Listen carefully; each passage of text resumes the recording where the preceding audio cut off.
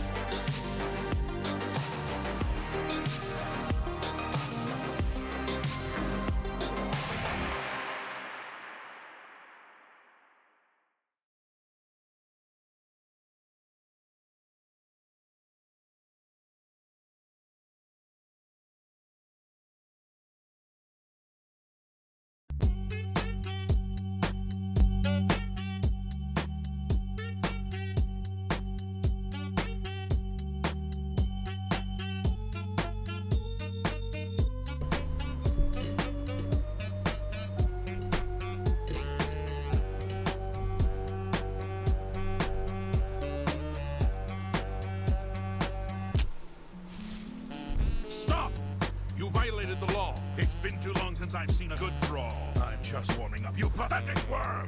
Remember the Emperor! You dare attack me? I'm warning you! Show me what you've got. That the best you can do? Can't you settle this peacefully? You elves are all the same. All flesh, no fury. Guards! Guards! Someone's being attacked! Hey! Are you some kind of maniac? This is the part where you bleed to death. It's over, lawbreaker. You're under arrest. You'll make a fine pair of boots. By the gods, there is a psychopath on the loose. I fought mud crabs more fearsome than you. You dare oppose the might of...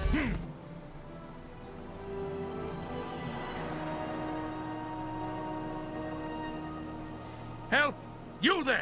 Stop! Help! Come to me! Wow! You're the Grand Champion. I saw your fight. You're the best. Can I follow you around? Yes. Can I carry your weapon? Can I shine your boots? Golly, you're the best. Let's go. Oh, well, I guess I can do that. I won't get in the way. Whatever you say.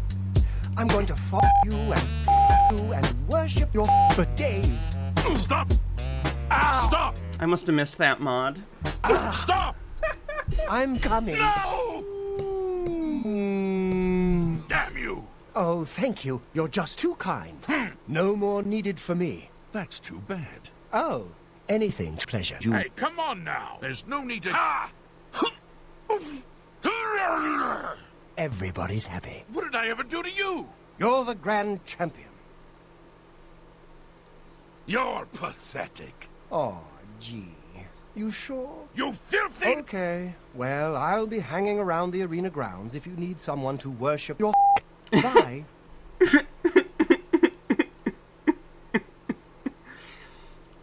Apparently my gender is adoring fan. Hi everyone, how are you doing? Welcome!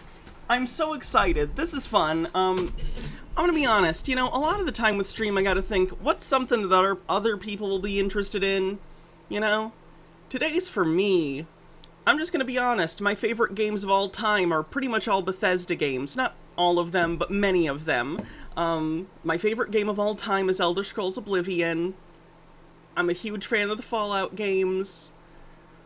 I'm just excited. I'm just so excited that we're gonna get to watch this today. And there's an Xbox showcase first, which I'm interested in. I have an Xbox, so I am interested to see what they have. Maybe we'll get a hint of the new Fable game. I'm a big fan of the Fable series, especially now that Peter Molyneux's nowhere near it.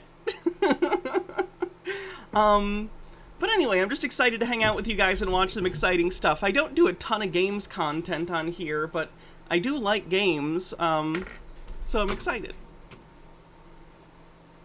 I'm gonna try and fix this ad thing in a second, because people are dealing with this. I don't know if, like, when I accepted the new terms of service, it, like, re-screwed up my ads, like, to a default that's, like, unbearable, but I'll go into the settings in a second and I'll see what the deal with the ads are.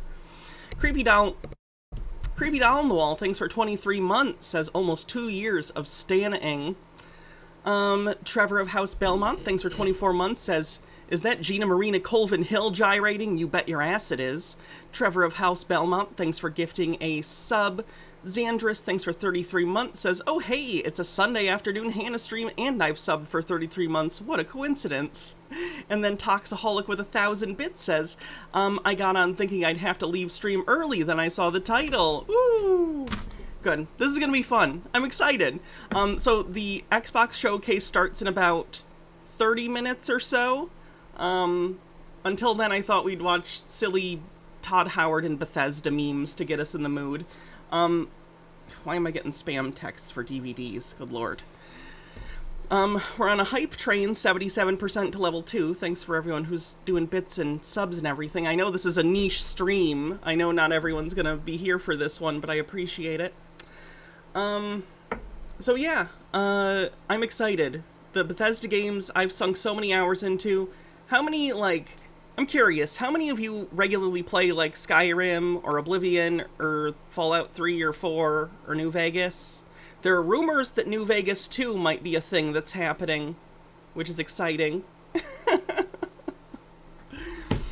So this will be good. Let's see what we can take a look at. Oh, have you seen this? By the way, if people here haven't seen the Bethesda showcases before, they're full of memes, mostly because of Todd Howard, who is the director of most of Bethesda's, like, famous games. Since Oblivion, I think he's been the director. Did he do Morrowind, or did he come in after Morrowind? I know he worked on Morrowind. He's been there since Arena, but, like, was he the director at the point of Morrowind, or was he just lower on the totem pole? Either way, he does a lot of their marketing because he's just a known guy at the company, and he sometimes tends to overstate things, and because of that, it's become a meme. So this song's pretty famous about it, this video. I do have lunch on the way, too. I decided to treat myself to some lunch from DoorDash because I'm excited for the thing today. I've watched every single one of these Bethesda showcases since the Fallout 3 one, because I used to watch E3. When Fallout 3 was announced, I had only known them for Oblivion, and I was so excited. And ever since then, all their marketing bullshit, I'm about it. I know I'm gonna have to cut out a bunch of copyright stuff from this stream for YouTube, that's fine. I don't expect to make money on this stream. I just expect to have fun with you guys. Oh, by the way, we're doing a Patreon-only stream after this. So, if you want to be part of that, you can join the Patreon. Todd Howard is a poor man's Peter Molyneux. I don't think he's quite that bad. I don't think he's Peter Molyneux bad. Where's my DoorDash driver going? That's the wrong direction. I don't think he's quite as bad, but, you know, he gets excited, and he misdirects. How much is it for Patreon? I think the minimum is like $1 or something like that a month. Real quick, I'm actually going to try and fix the ad situation first, because I don't know what's going on with it. Let me go to my dashboard and check it out.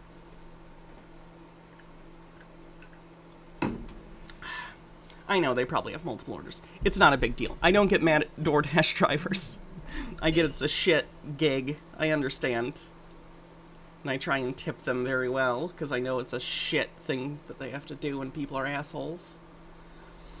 Okay, where would I go? Is it under... Where would it be? Where's my ad thing? Settings. Partner.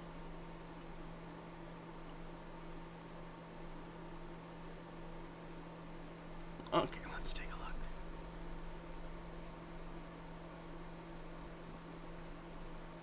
It's a shit job. Oh, I know. I'm sorry. Can I fix this? Oh, yeah. There we go. That should be way better. Holy shit.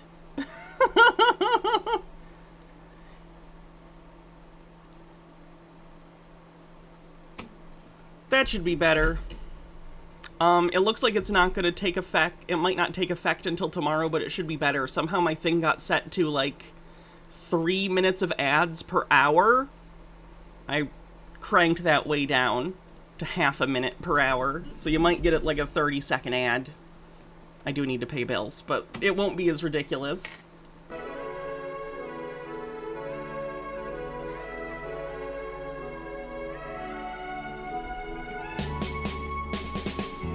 This is about the Xbox showcase, and the Bethesda Starfield thing after. I'm Todd Howard, Toddhoward, Game Director for Fallout 3. See, there's, it's Adam Sessler and Morgan Webb. I miss E3, and I know it came back briefly on Twitch. Oh, I forgot to put the screen back on. This is why you love me. To be honest, like, most of my money comes directly from you guys, and I like doing that. I don't like depending on ads and stuff. I prefer to be funded directly by fans through, like, tips and subscriptions and stuff. That way I don't feel beholden to tailor my message any particular way to be, like, okay for sponsors. You know what I mean? I don't know. Just feels dirty. I'd rather just do my own thing, and I think I do well enough at what I do that my audience is willing to tip every once in a while for it. It's worked out so far. Bumble Homestead, thanks for 200 bits. 14% to level 3. 20 seconds left. Oh god, Jamie Kennedy. Oh god. You're right. Is any of that G4 E3 coverage on YouTube? That'd probably be really nostalgic. I remember when Portal was first announced at E3, and that blew my fucking mind, the trailer for Portal. Still one of my favorite games, Portal. And Portal 2's better, but the first one's sort of like a demo for the second one. Altered Undying says, the pie went over fantastically. It was vanilla white chocolate cheesecake. That's great. I saw your picture on the Discord. Join the Discord. This is an enormous, dynamic world. How much of a tech demo for Skyrim was Fallout? The game has over 200 dungeons, all handcrafted. And one of the great Liar! things about having a fully... For those who don't know, the dungeons in Oblivion... Ooh, they're about to drop off my food. Fuck yeah. The dungeons in Oblivion were, Yes, my food's been delivered. They were, what's the word? Procedurally generated. The dungeons were procedurally generated in that game. dynamic game engine is, all of this just works. Just works. Tell me lies. I'm gonna grab my food real quick. Sit tight.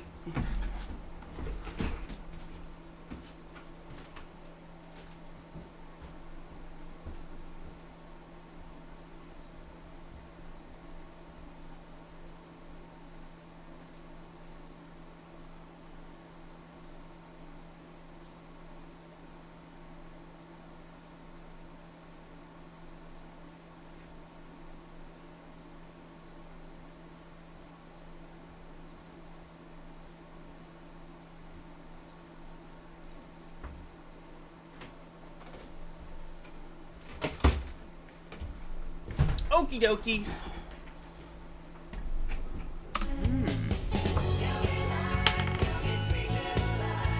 These NPCs are not scripted.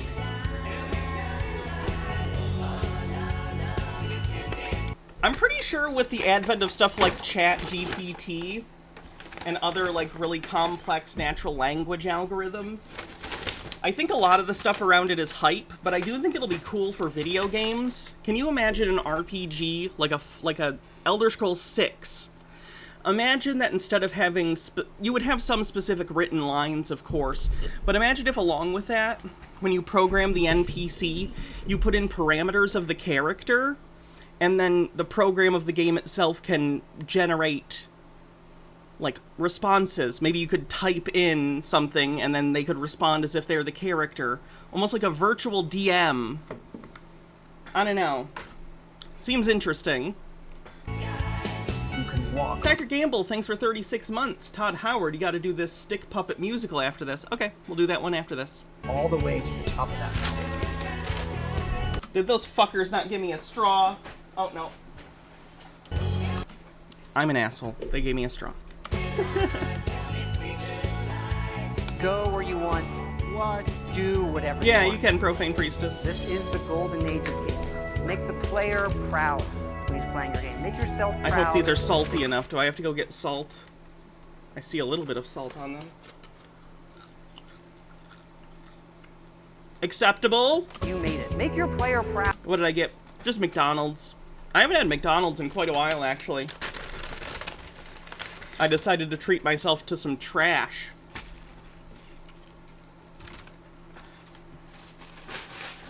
Real rat. Oh god, my voice. Give me a sec. Real Radhum, thank you for rating. I hope your stream was good. Raiders, hi, I'm Hannah. I'm a leftist variety streamer. Normally I cover things like politics, conspiracy theories that I debunk, all sorts of stuff like that.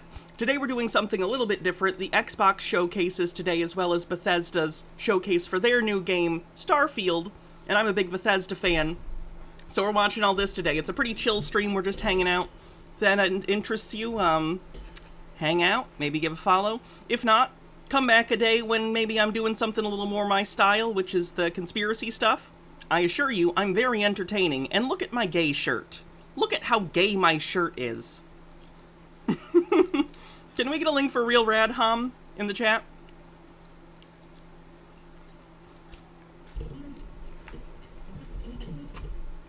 I'll try and mute when I'm chewing. I know the ASMR of people chewing gets to a lot of people's, what's it called, misophonia? I apologize. Oh, I have gay glasses to go with it, too. I call these my gay bands.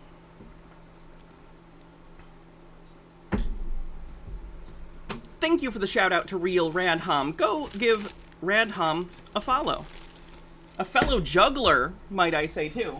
Where are my juggling balls? Oh shit, I left them downstairs. No one do a juggle command today. I'll have to deny it. I left my juggling balls downstairs. God damn. I do need a gay hat. That's true. Proud that he bought it. And it works. It actually works perfectly. Our artists have painstakingly modeled over 9,000 objects. We actually have recorded around 1,000 of the most popular names for him to say. We have over 40,000 lines of recorded. Would I like to see some of your Pride makeup looks? Sure.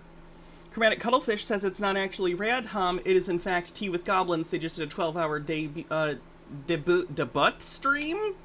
Debut stream? Oh, okay. Dialogue. All new rendering technology.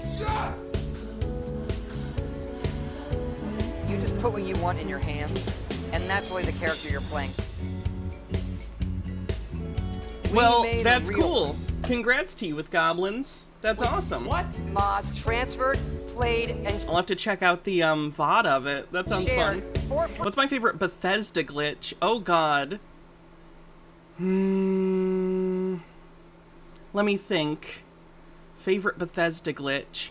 I always find it funny when stuff's just floating. Have you ever had the thing where I don't know programming, so I have no idea what's actually going on under the hood when this happens, but it seems like an object doesn't know where it's supposed to go, so all of a sudden the entire character mesh is like stretched super far, and then it'll like blah, blah, blah, blah, blah, into like a tornado of a horrifying Cronenbergian digital nightmare. That one. free on Xbox One. And then creative stuff. Thank you. But actually, that feature is not coming out at launch. Todd.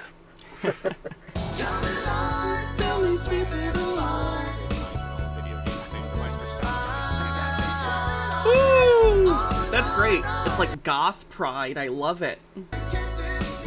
I wish I was better at makeup. I gotta learn makeup better. Like, I at least wear, like, eyeshadow now, which I think has helped. Eyeshadow gives a lot of depth to your fucking eyes. Holy shit. Like, I feel like I look sick without it now. But I don't know how to do anything, like, complicated. I literally just take it and I need to learn. I need to learn so I can be fucking hot shit.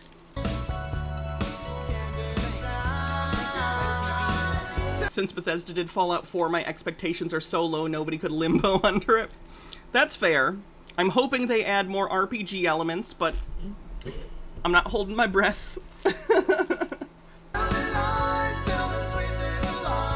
I do look a bit white. That's me. That's just my skin tone. Like, unironic, I'm so fucking pale. It's like I'm a Victorian hatter with mercury poisoning. Like I said, it's great to be back here working with you neighbors over karate and kickboxing.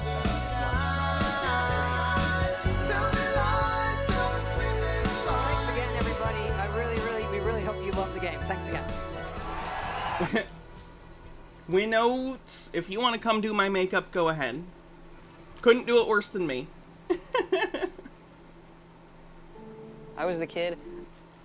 Yeah, they're still working on Elder Scrolls 6. It's in pre-production. Their new game, Starfield, is coming out in September, so I'm guessing that they're gonna start work on Elder Scrolls shortly after they start working on, like, DLC and stuff. Thought you might get a chuckle out of this. Let me take a look. Oh, I saw this. My wife sent this to me. It's hilarious. Let's check it out.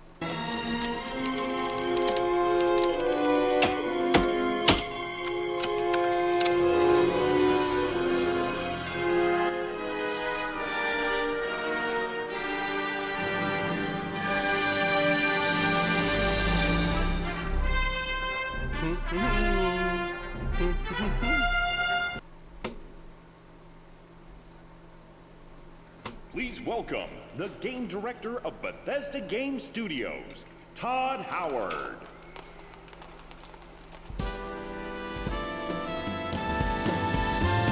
The showcase starts in 15 minutes, by the way. Starts with the Xbox stuff, and then it's going to go into the Bethesda stuff at the end.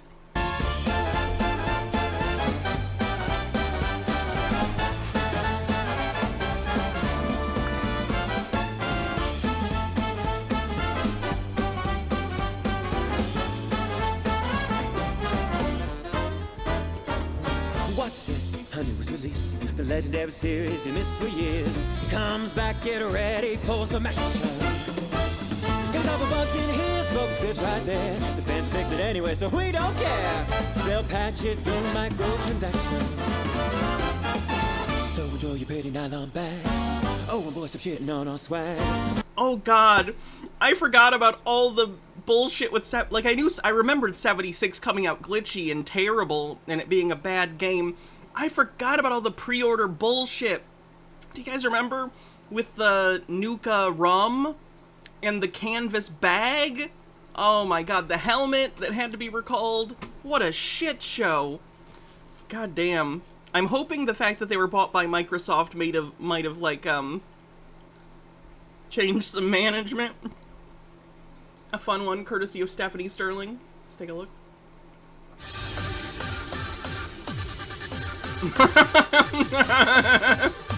Classic.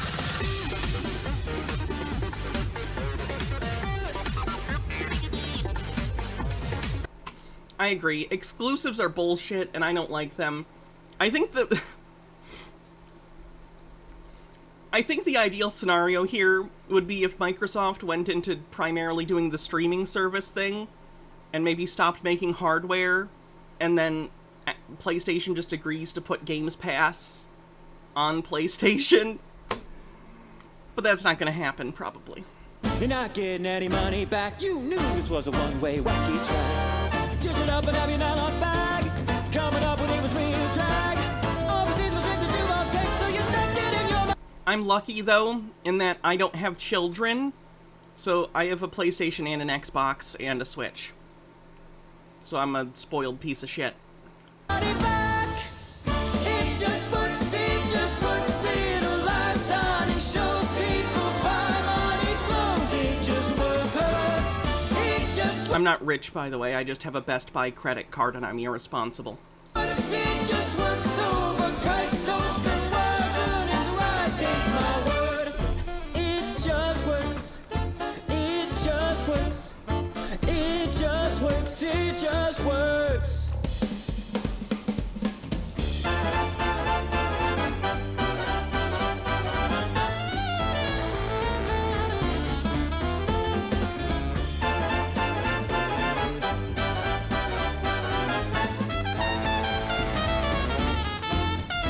You still, yeah, understandable. I don't have a ton of student debt. A lot of people do. I made the foolish decision. Foolish? Smart. I don't know. That's relative. I dropped out of college after a couple semesters, so I only have like under 1,000 left on my student loan, so not a ton. And then I ended up doing this for a living, so. Cutting edge as far as I can tell. The creation engine aged very well. The sub babies can come over and play the Xbox whenever they want. That's fine. We're not planning on doing anything about it. Skyrim's a limit, don't deny it. See this mountain, you can buy it. In the DLC for the price of a real mountain. What's wrong with a train in place of your head? Come on, believe me, you see nothing yet. People use that train thing as an example of Bethesda being lazy or something. No. That's actually pretty smart, considering the limitations of the engine they were using and still use a modded version of. For those who don't know, in the game, there's not really a way in the game engine to do a moving vehicle. At that point, there wasn't, at least, the way that they needed to for a section where you were, like, first person in a subway as it moved. So the way that they did it was they turned it into a helmet, basically, and equipped it to your character automatically for that sequence, so it would look like it's some sort of first-person thing where you're on a subway, but in reality, your character is just running with the subway on their head, basically, so it looks like the subway's moving. That's a good workaround. I'm just saying, if you didn't know about it until it was revealed to you on the internet... The battle spaceship with the dragon animation will become a new sensation on the internet. Just shut up, give us your every dime. Buying an armored horse is not a crime. Ideas can either shadow me with lies from the sky one more time. I hate that they've self-memed. Bethesda does this thing, they'll lampshade. So, like, they'll make jokes themselves about horse armor while still doing the thing. Literally, like, you know they do the Creation Club thing where it's basically mini DLCs or sort of paid mods. They literally have some that are like horse armor. In Fallout 4, they have horse power armor. Get it? Horse power armor? But they're still doing the thing. They're selling it to you for money. They're basically lampshading the fact that they helped create microtransaction hell. It almost feels like a punch in the face. Like, hey guys, remember how we helped fuck the gaming industry? It just works little. Again, I like Bethesda games a lot, but, you know. Light stunning shows people buy money flows. It just works. It just works overpriced open worlds. Earnings rise, take my word. It just works. It just works. It just works. We don't want your machine. It's just everything we need. See the Lord and use the star. Rockets waving our sleep. Oh, wow. Okay, another raid. We're getting a lot of raids today. Holy crap. No Justice MTG, thank you for raiding. Welcome, raiders. I'm Hannah. I am a leftist variety streamer. I normally cover stuff like politics, current events, scammers, crypto scams, conspiracy theory debunking, stuff like that. But today, we're watching the Xbox showcase and the Bethesda Starfield presentation after. Go check out No Justice MTG. Can we get it shout out in the chat, please? And we're just waiting. There's about 9 minutes left before the showcase starts. So we are just waiting it out. I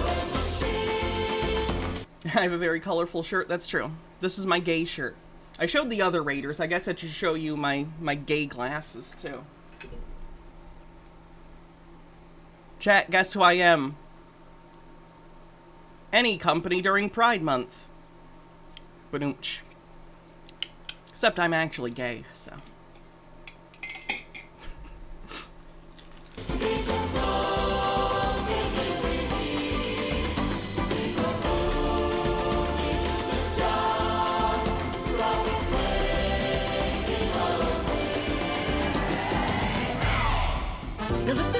Welcome to the place washed by E-like waves. There's 2.5 peasants with the same ugly face. You're not into small towns, check out big-ass planes. 50 times the size of Skyrim, twice as many bonus caves. You see, we at Bethesda know exactly what you want. Hardcore gamers inspired us to improve shopping a lot. Now we stock that must be bought for an extra 10 spot. And saving now wasn't pay bond for just 20 a slot. You're never getting bored with infinite quests. There's every vagabond to put you to the test. Maybe you richly awarded with infinite chests full of rusty swords and used Thanks, Vibrator. test. Oh, I get it!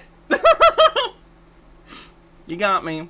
We got rid of skill trees, they were old and lame. We need a leveling system and a role-playing game. We can just slash and kill and save one more nation. No more levels and skills, only degradation. It just works, little lies, tiny shows, people buy, money flows. It just works. It just works, overpriced, open walls on its rise, take my word. It just works, little lies, stunning shows, people buy, money flows. It just works, it just works. It just works, it just works. It just works, it just works, it just works, it just works. So, who's laughing now? So interested. What memes are we gonna get, guys? I'm here to. I'm mostly here to watch memes be born. MH Darkbee says, by the way, Hannah, thank you so much for these streams. It's helped with extreme loneliness from being in the hospital since May 30th. Well, I'm glad I could provide you some virtual company. I'm sorry that you've been in the hospital. You know what Nerevar you are, my little pog champ.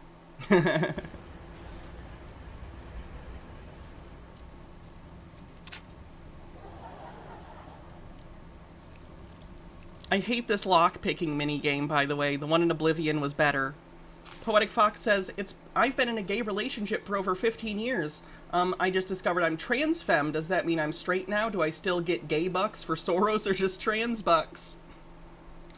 I'd consider that you're straight now. Well, no, like, if you're exclusively, attracted to the opposite gender, then that would make you straight, yeah, because I'm a trans woman, and my wife is a woman, a cis woman, and we consider ourselves lesbians. But, like, it's you, man. Do you. Do whatever. Whatever you feel. That's fine. You can consider yourself whatever you think you are. It's cool. Mainly being a smartass. Okay.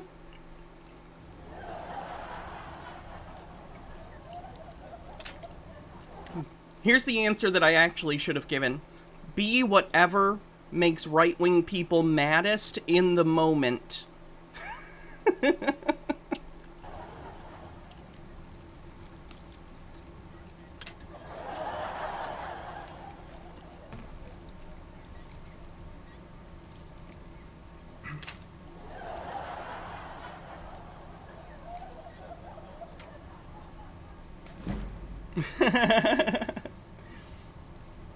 Oh god, I hope the inventory system in the new game isn't dog shit. It was time to break out my genius. Hammond? Yes? This is an SS-18, nicknamed the Satan. It was targeted Ross on Y. Was it? That's what that says. I think it must be Dan. Oh, hang on. Hammond! Hammond! I don't want to set the world. What? Leap that wall, if you're so great. Bella Lagotzi, thanks for 5 months. Says, super early Hannah, I approve. There's some kind of lock-picking. It's like digital lock-picking, and it looks not like a fun mini-game, if I'm being honest.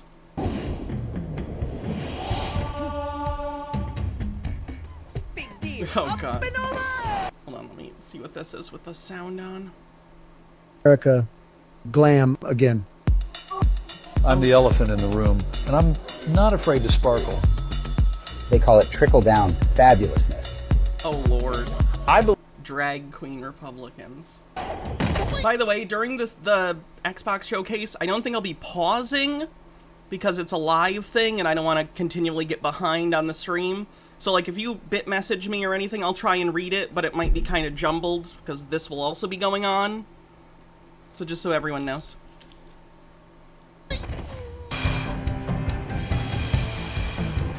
Wow. I'll have some of whatever he's smoking.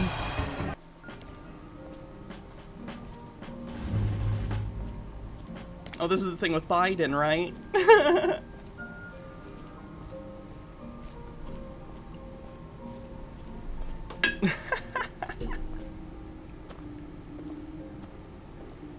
Hello.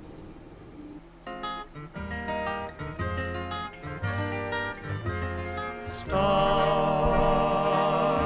of the Midnight Rangers,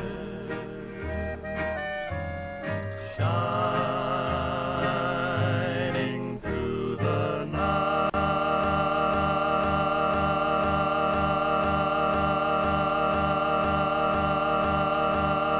Well, that's annoying, even as a joke. Where is that lazy steward of mine? Verona? Oh no, wait, she's dead. Drovers! I like mad doctor, mad scientist, or wizard characters like that. Hey, Cougar Jack. I can't believe what Not hyped for Starfield? That's cool. Then we can meme on it. I'm cautiously optimistic, but I am ready to be hurt by Todd Howard again. I'm ready.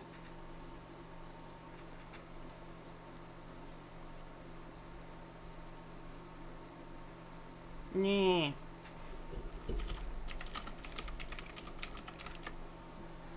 Doon doon doon doon doon doon doon. There it is. 2 minutes. Remember Half-Life 3? Don't make me sad. I literally just found a used copy of the orange box. So I'm planning on replaying Half-Life 2 in episode 1 and 2. It's gonna make me sad.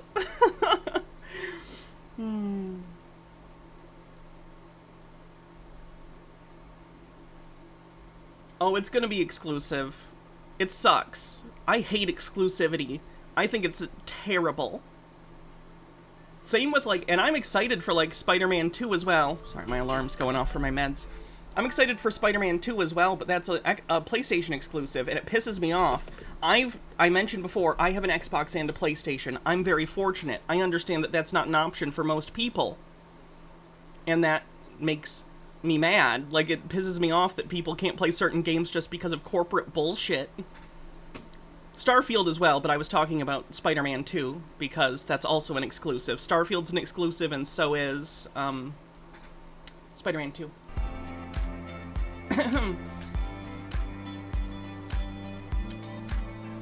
Okay, I'm gonna take my meds while this starts.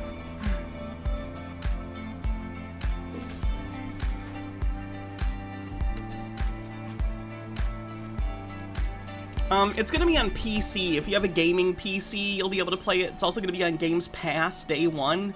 So if you have a good enough internet connection, you could play it with a Games Pass subscription. In my experience, their game streaming actually isn't too bad. Like, it's got a little bit of lag, so you don't want to be playing a fighting game or anything. But, like, an RPG that doesn't require too fast reaction time might be okay. Might have to turn it to an easier setting just to make up for the lag, but it's not too bad.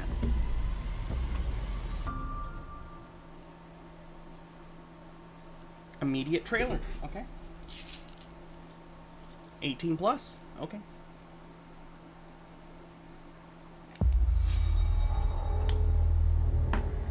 I'm hoping that they're doing more. I don't want there to be more exclusives, but I hope the ones that they do are good, because they've sucked Xboxes. Okay. Let's do it. What do I think about heroes? Well, Fable. We've all seen them, haven't we?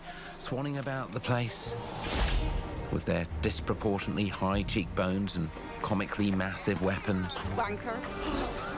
roughing up bandits, because they like to rough up bandits, Fable, don't they? for sure. Living it up with the common folk every single night.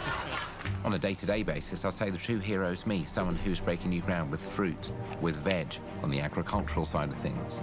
Funny. Not wafting around mythical creatures. And that's what they are. Wafters. If this is in-game graphics, it looks I'm great. Not here to slay legendary beasts. I think it said that it was I'm in-game. here to conquer the vegetable. Or in-engine, at Not least. a euphemism. Let's face it, the age of heroes is over. This is the age of innovation. This, if you will, is the age of death. Giants? One moment.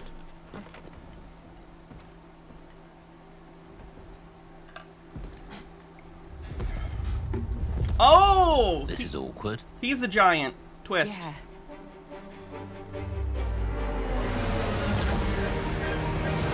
Interesting.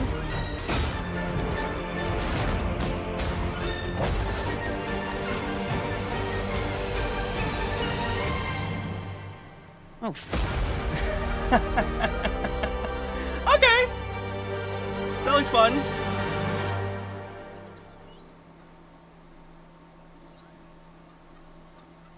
Interesting. So are giants going to be a big part of the game, or is that just a random sequence, I wonder? The writing seems like Fable for sure. Premiere. That kind of cheeky... Yeah.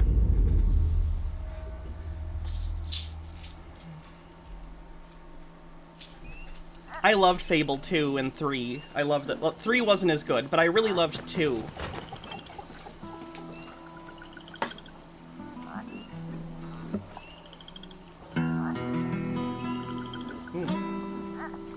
Looks like stop motion.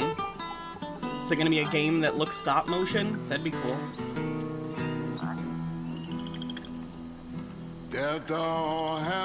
Fable 3 was a letdown. In this land, this don't have no mercy in this land. You come to your house and it won't stay long. You look in the bed and somebody be gone. This don't have no mercy in this land. Shaking bones. Been a while. So, you remember that favor you owe me? I'm looking for a creature. Huge, sneaky, teeth like knives.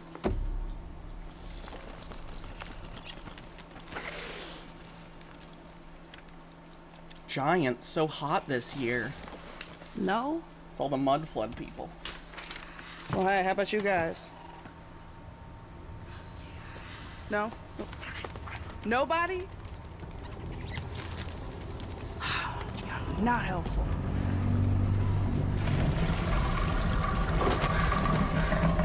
Mm-hmm. Sneaky.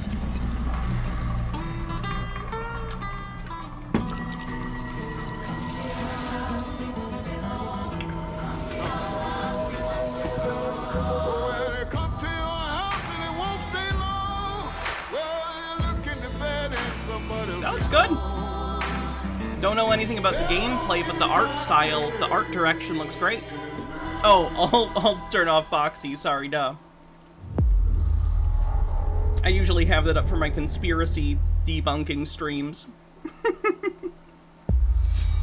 We don't agree with this video of a video. These are dangerous times. At least that's what I hear. The Empire? Oh! They're everywhere.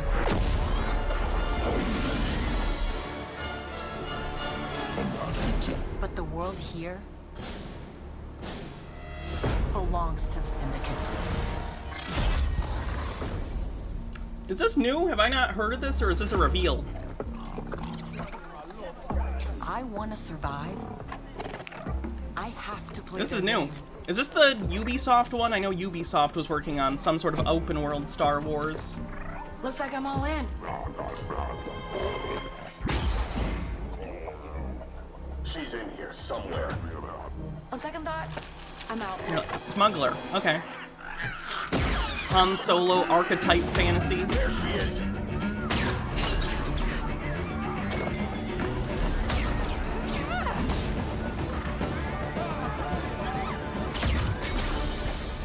I think games as a service is pretty much dead. I don't think they're trying too much anymore. There are still, like, projects that started development years ago that are using games as a service, but even, like, the Suicide Squad game, they're backtracking on some of it because it got such bad reception. I just need a chance to finally be free. Wherever that takes me. I'm here to offer you a way out, okay? Get off my ship, Jalen. Give me a chance. I actually liked Ubisoft. I like them for what they are. To me, Ubisoft games are like the McDonald's of video games. It's vacuous, it's not subtle, it's not nuanced, but like it's something. It's content. It's a pod. They're podcast games for me. I listen to a podcast and I mindlessly find radio towers or whatever. Shows no mercy. Take over bases. But it's a big galaxy out there, and I'm gonna risk it all.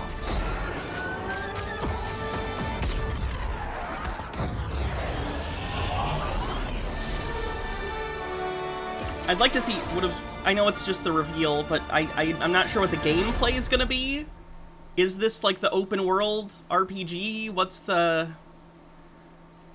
Okay, there we go. Well, there you go. Gameplay reveal tomorrow. Wow. Fable, South of Midnight. Oh no. Star Wars Outlaws. Welcome to Marketing our first people. ever double feature. The My Xbox worst nightmare. Game Showcase, followed by a deep dive into one of the most important RPGs ever made. Oh, fuck off. Starfield. Gaming is the most powerful of all entertainment. It Patting themselves on the back transports, for that challenges, one. It connects us, and it's just incredibly and awesomely fun. That is why Team Xbox is committed to building the greatest place to play. By partnering with the most ambitious of game creators, and by unleashing Never the wear power green of in the videos gaming like community, this. The enabling memes. all of The us to play the games memes. we want with our friends anywhere, from mobile devices to PCs to consoles. The lineup we have for you today is just incredible. These are the works of the very greatest creative teams from around the world. We made this show for you, the largest, most engaged, and globally diverse fan base in Xbox history. You are the heart and soul of Xbox. Your passion drives us, and you are the inspiration for the visionaries whose games we showcase today. From me and all of the team at Xbox, thank you. This next game is from Thunder Lotus. She's still the doing it. award-winning studio Okay, behind did she Spiritfarer, stop? Okay, now I think who've she... gone back to their combat Okay. roots with an amazing co-op raid-focused action game that is uniquely theirs. Marketing was patting All right, themselves on the everybody. back for that one, for It's sure. time.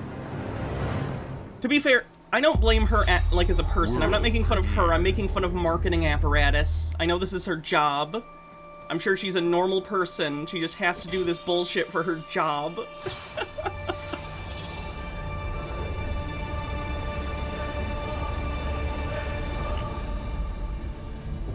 Dr. Gamble says, effective speaking professor. I have to knock off 10 points for the hand gestures?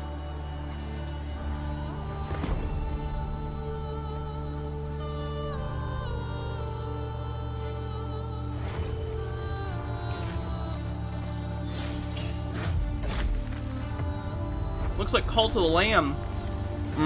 It is, it's a roguelike.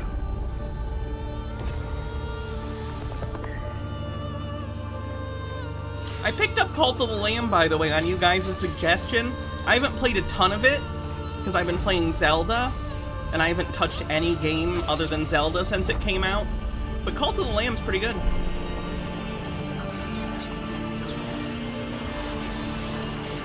I've not played Hades. You know what's another good roguelike, kind of? Prey Moon Crash. I like that game. Or would that be a roguelite? It has roguelike elements.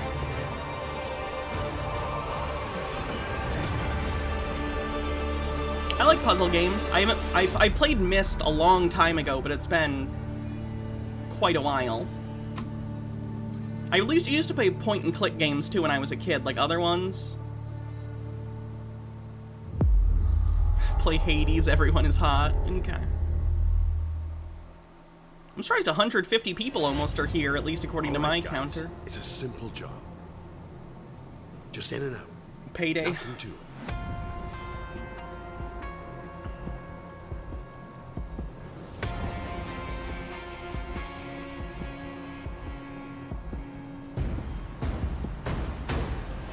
Everybody hit the floor! I haven't played Payday. Actually, I tried it once, but my PC wasn't working right, so I just gave up and returned it.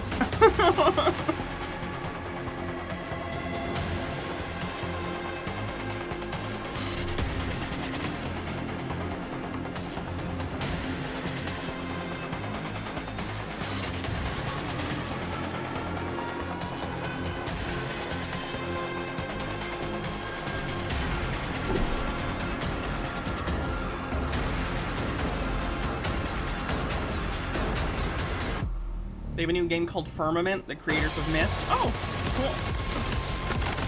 cool. Yeah, the mask on once they get in is kind of weird. But I get it, it's a game, it's for dramatic effect.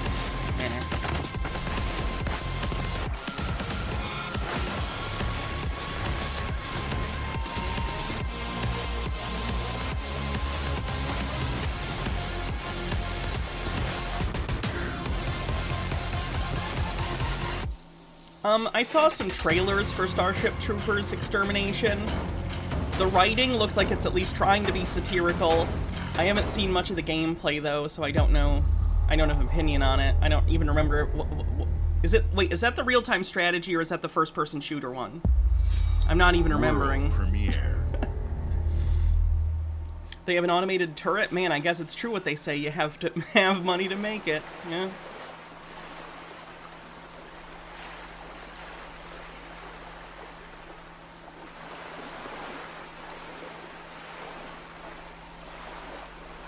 Yeah, there's a Starship Troopers game coming out.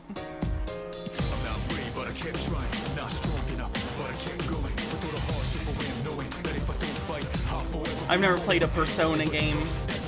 Doesn't seem like it'd be something I'm into, but I know a lot of people love that series. Turn-based RPG.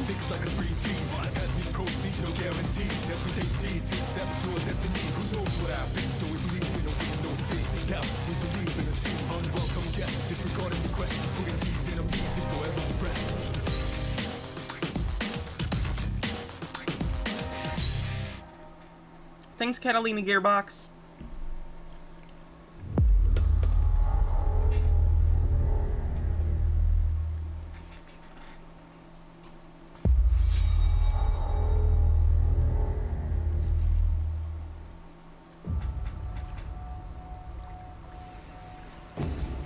Oh, is this their ship game? I've heard this has been in development hell.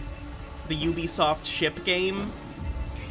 It's supposed to be kind of based on the ship combat from the Assassin's Creed series, but spun off into its own thing. Oh no, Obsidian! Okay. People don't like you very much. What is this?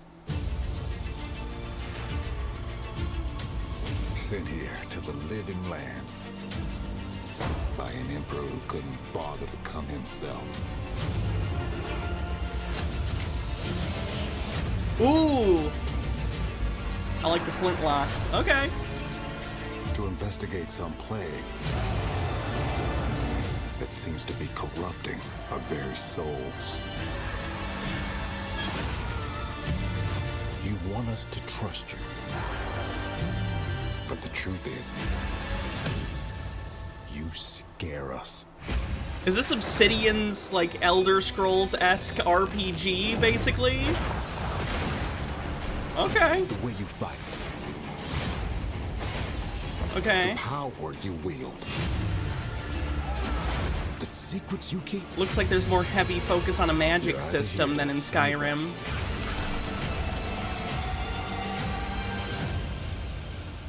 destroy us.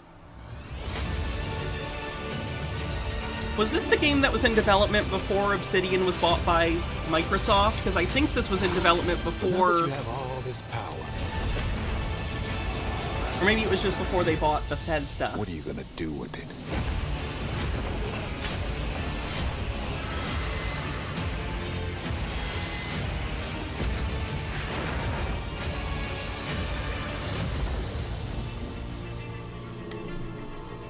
That looks interesting to me. Great. I'll try it. And it's on Games Pass. Perfect. I have Games Pass. I don't even have to buy it.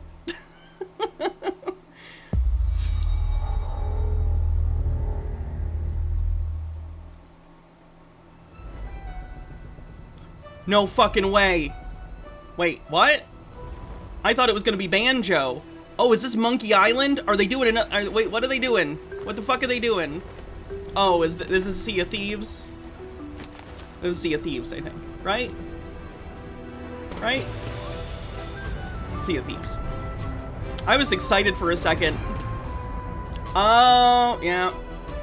When I saw Lucasfilm, I thought it was going to have something to do with Monkey Island. Notorious tavern on Melee Island. Wall-to-wall rogues and scoundrels.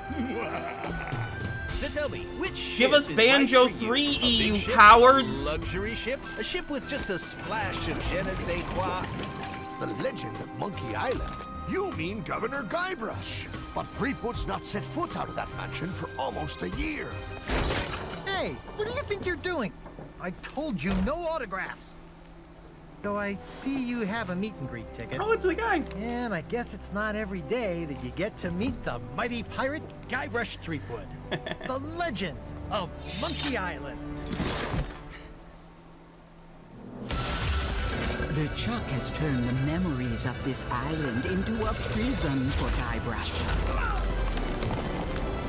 Well, well. What do we have here? You need these. There he is. Things may be very different from the Sea of Thieves you know. Hold on!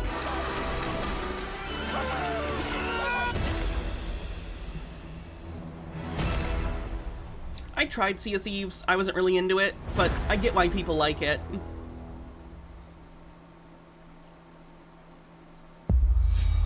World premiere. Banjo?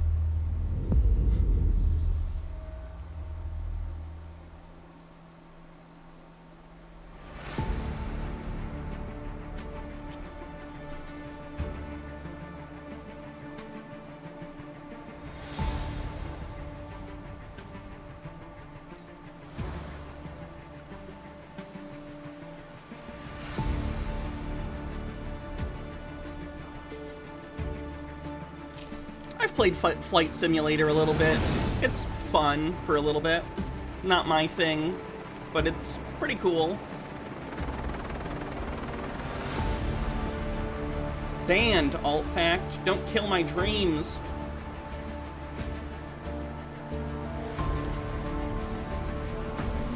Watch, they're gonna do Banjo-Kazooie Nuts and Bolts 2 instead of Banjo 3E. Joke's on them, I'm into that shit. Aw, cute kitty.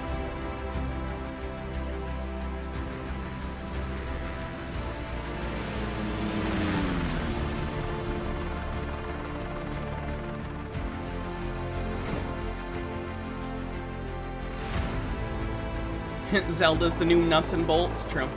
Nuts and Bolts is actually a good game, it just shouldn't have been a Banjo-Kazooie game.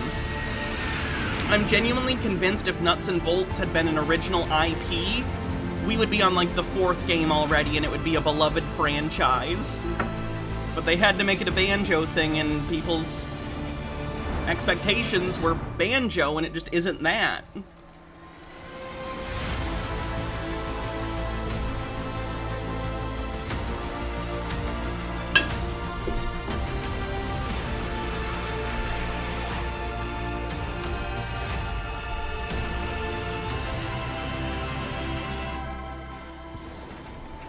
This is one of those games with like tons of microtransactions though.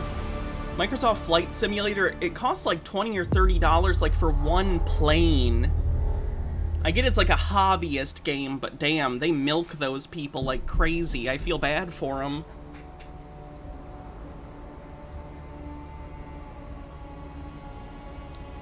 Dune? Question mark Dune?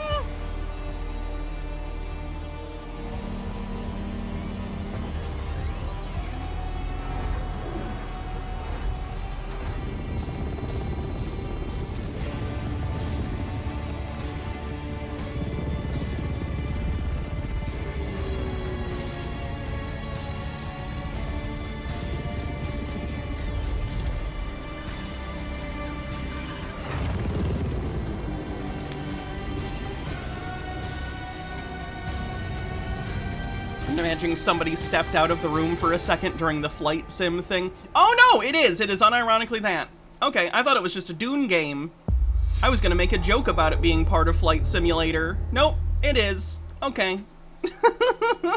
Hi, Melina here, speaking to you from our performance capture stage at Ninja Theory, where we have just wrapped our shoots for Senua's Saga Hellblade 2. When we first showed gameplay for Hellblade 2, it was a look at some of the game's cinematic and immersive action, where Senua faced off against a gigantic troll on the Icelandic coastline.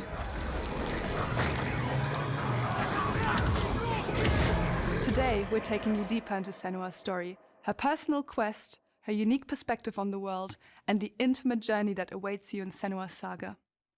What you'll see today is all captured by the team on Xbox Series X.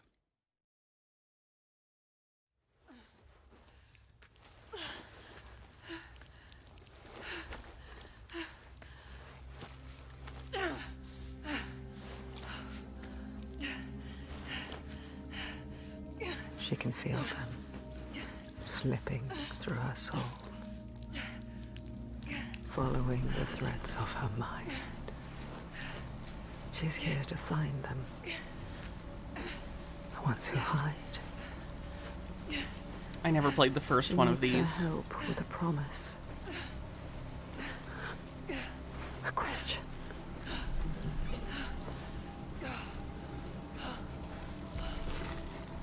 When it's never so simple. Is it like a third-person action RPG? What's the genre here from the first one? There's always a part of you that changes. Hellblade 2, I think it said. A part of you that darkens. And a part of you that dies. Over there, that pool.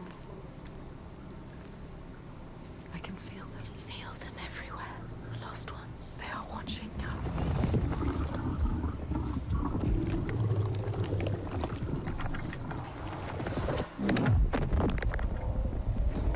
You should never have come here.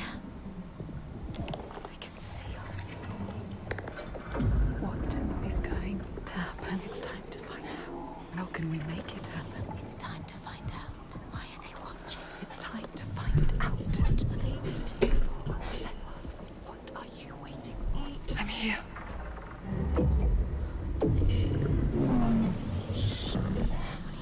Watching more than one.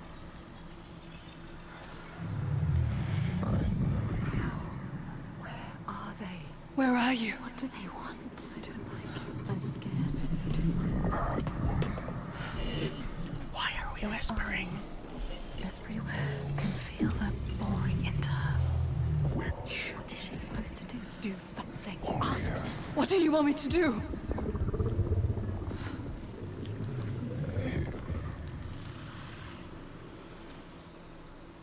Our souls fought through hell to find us. You were lost.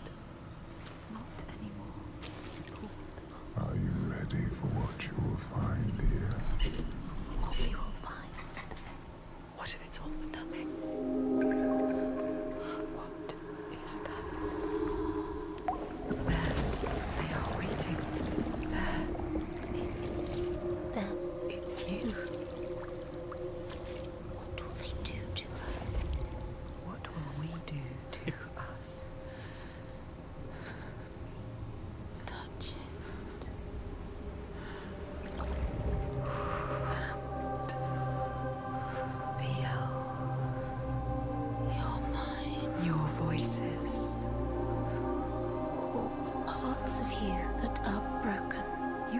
whole. All the grief, all the rage, all the fear. Everything I've seen. Everything I've done has led me to this place. We've come so far, not far enough. Say it. You are ready. Tell them. I am here. Now. What if we get lost forever? What will happen to them? What will happen to you? I like the Luigi's Mansion games. I will not let them down. She is ready. They know. They're fun. I like Luigi. And I like creepy, haunted vibes. So, I like Luigi's Mansion. Yeah, this game is not for me. That would drive me nuts. I'm not even a big person who thinks they don't like whispering, but like that much? I'm sure it's a good game, but I just don't think it's for me. Okay, I'm full. Enough of these fries. Dead Island 2?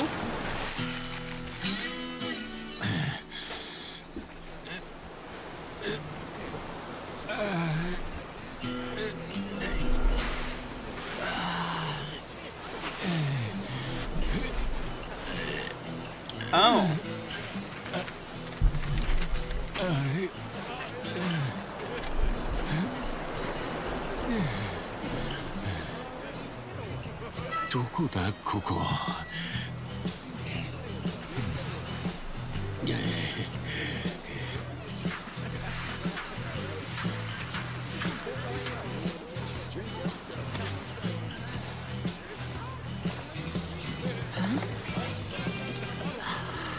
Oh, is he in like Florida or California or something? Oh my god! A stranger!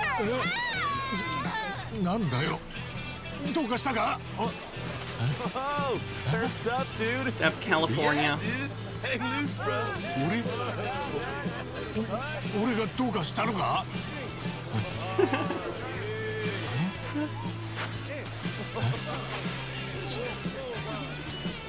Oh, Hawaii, maybe? Huh? Huh?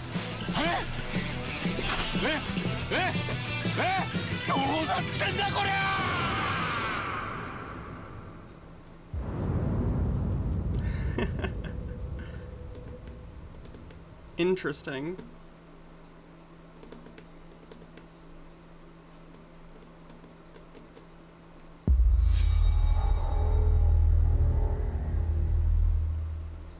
The full Bethesda thing? Oh god. No, this is okay, it's for a 76 thing. Who gives a fuck?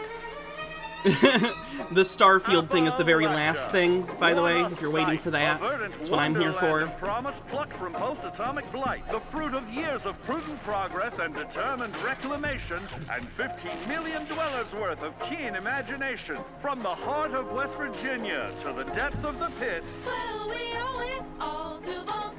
I've tried it since it's been updated. It still isn't for me. Or spend your time with friends. You'll find a home in Appalachia where the good times never end. There are relics to uncover from a time before the war, along with loads of friendly folks to meet and enemies galore. Our world is always changing. Greater foes are overthrown as we embark on expeditions into thrilling new unknowns. Yes, from Appalachian settlements to Nuka World on tour. You're never short on things to do or places to explore. Think you've seen it all, eh? Well, how about this? Pack your bags for an escape of Epicurean bliss. Put your rad shield on and fix your hair up pretty, because we're headed for the boardwalk of Atlantic City. Oh god, I thought this was gonna be the new Vegas 2 rumor, was that it was gonna be in 76 and I was gonna lose my fucking mind. Your waist home. And when you hear it, Heathen Child, thanks for a year. Happy anniversary. Answer the call of Vault. Answer the call of Vault. Answer the call of Vault 70. Can you imagine how pissed people would be if they did a new Vegas thing and it was with 76? God damn. Nah, not for me. World premiere.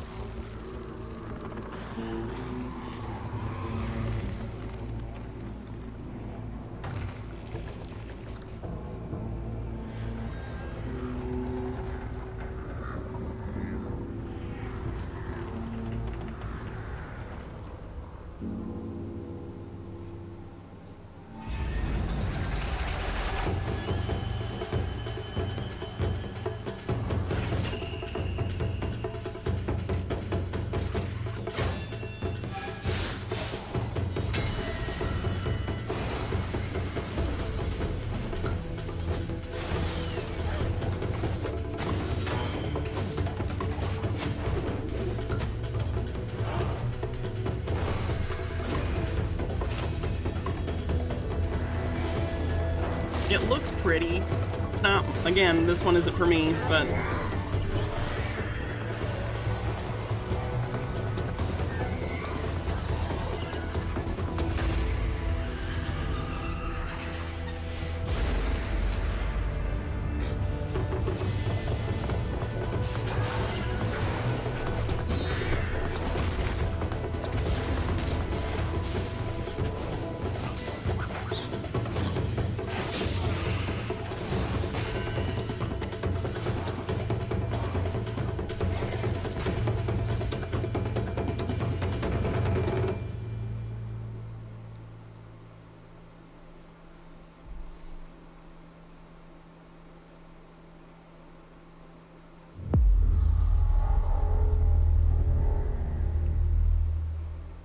I've heard they're still not making a profit with Game Pass.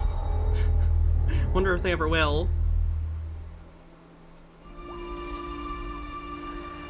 General Motors' historic commitment to performance is embodied in two of its iconic brands, Chevrolet and Cadillac. The V-Series.R elevates Cadillac's competitive spirit to a whole new level with its thunderous V8 and hybrid power. Do they have blue shells, though? The legendary Corvette has been a celebrated champion for decades. The all-new Chevrolet Corvette E-Ray continues Fewer that car tradition. games, more train General games. Motors is proud to usher in a new era of competition with the innovators behind the new Forza Motorsport. Forza Motorsport and General Motors This is the are part where I pairing can their take a strengths nap. in technical excellence and sophisticated modern design to take bold steps into the future and bring that experience to gamers. I'm thrilled to welcome the Cadillac V-Series.R and the Corvette E-Ray to the home of competition.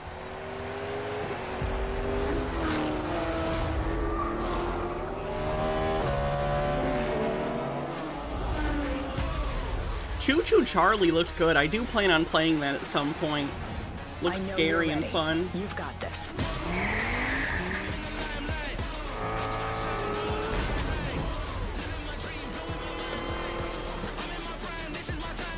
Let's tweak the car's performance for the next one.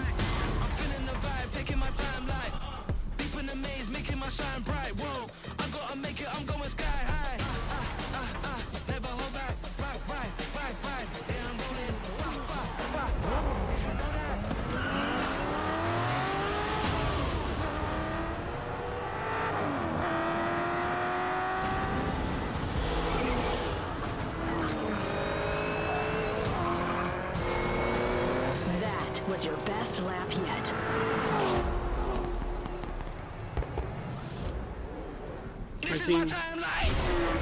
I have not seen that, Dr. Gamble. I'll pull the link and we can watch it later.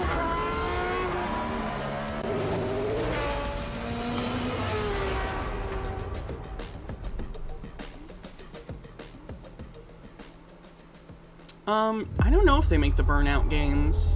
I don't recall any coming out recently.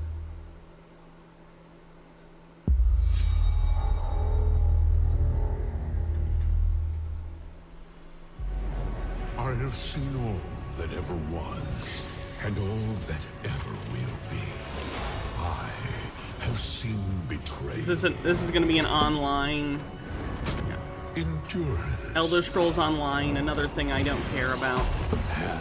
ambition, and courage. I am the one who knows. I do like Hermaeus Mora.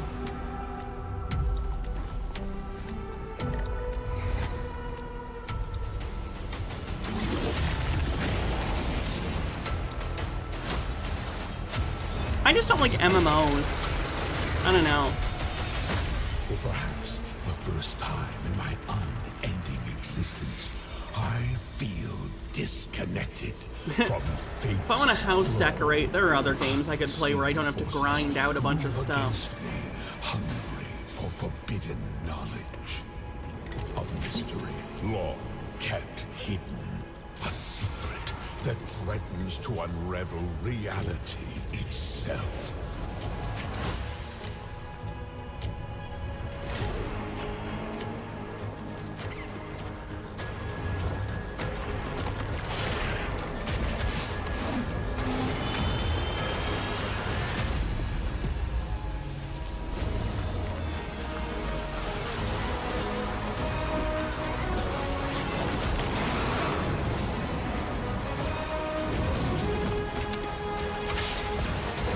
Like, the trailers make it look almost like Skyrim in the action, and in reality, when you play it, it doesn't feel like that.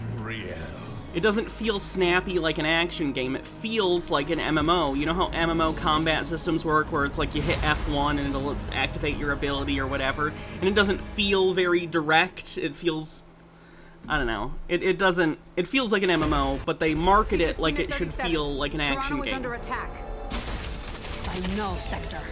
Overwatch? Something different about Null Sector this time. They've taken over most of the city and they're rounding up I just want to be an introvert and listen to about the Bethesda RPG that I'll use to ignore reality for the next 10 years. There's new blood on the team, and we have so much to teach them. Is that Robot Santa? I don't know Overwatch things. If we can stop Null Sector, maybe we can save the city. Coming through! Been a while, Vivian. As if I didn't have enough problems already. So we fly up there, smash through anything that gets in our way, and put another business. I hate to interrupt the moment, but I'm picking up reports of more attacks in other cities. It's a fight they want. I say let's give it to them.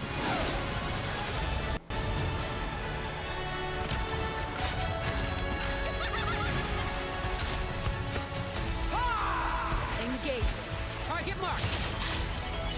Time to create peace with bullets. Greetings.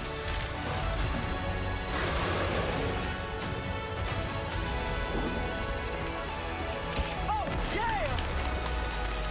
Boom!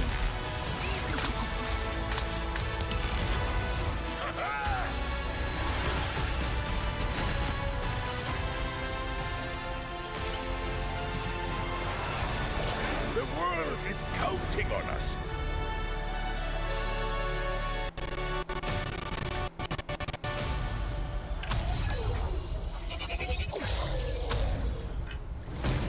Let's go. Shall we do this together? Fight with me! Engage it. Watch this! I saw that. Not bad. Remember when Fortnite had a PvE mode? I guess maybe they still do, but I remember it was a bigger World part. premiere.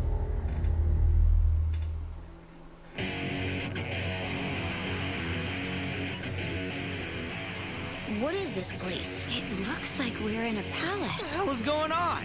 Who are these people? No idea. But if they're attacking us, our only choice is fighting back. Hey, look over there! Can you get us out of here? So you're telling me you're thieves who steal hearts, and you just happened to stumble into this world? The Rebel Corps will always help the Phantom Thieves, just as the Phantom Thieves have helped the Rebel Corps. Never forget that we're a united force who can rely on each other. I only know one of these characters, and only from Smash Brothers. Graceful to have been made my subjects. The character But called you're just Joker? mannerless little brats. Unfortunately, returning will be no easy feat. Somewhere deep inside, I know you realize things can't go on like this. So, Why are they children? will you take a stand beside us? Yeah, let's show them what we got. What is like a spin-off? Okay. Like Muppet Babies. Okay.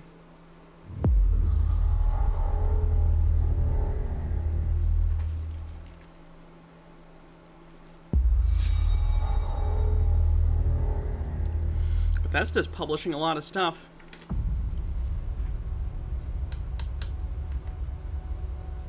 Humanity has always hunted for knowledge in the unknown. Trailer for Starfield. The wonder is, not that the field of stars is so vast, but that we have measured it. Garfield.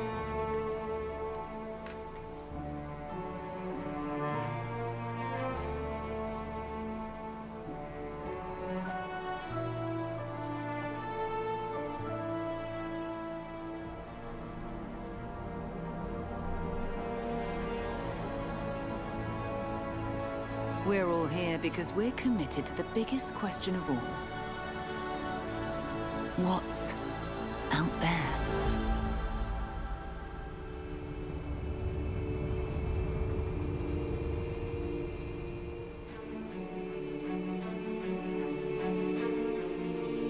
Slow walking. You're part of Constellation now. Part of our family.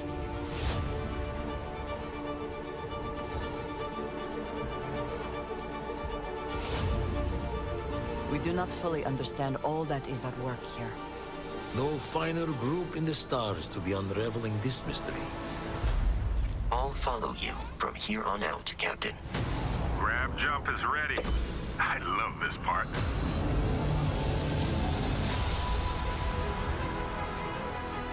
These artifacts could be everything we've been looking for. Another great secret the universe is asking us to unravel. So they're like the MacGuffin. Human settlements throughout the galaxy could be at risk. Okay. The combat looks better than it did with the last trailer. It's still like, but it's Bethesda. Not stopping. Whatever lies at the end of this road will change humanity forever.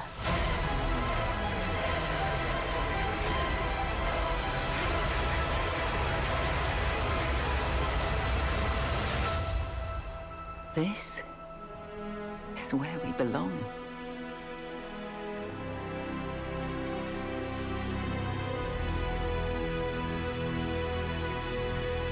I heard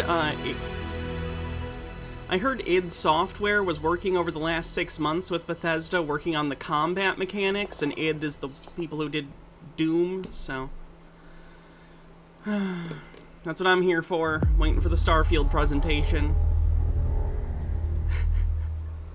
Nah, I don't think it'll be Mass Effect Andromeda. World premiere. No Man's Sky VR is pretty fun. I've played it on the PSVR 2. The graphics are meh, but it's fun.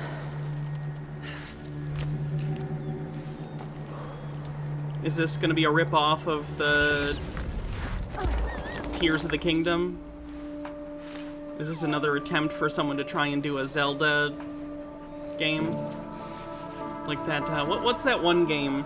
Phoenix Rising or whatever?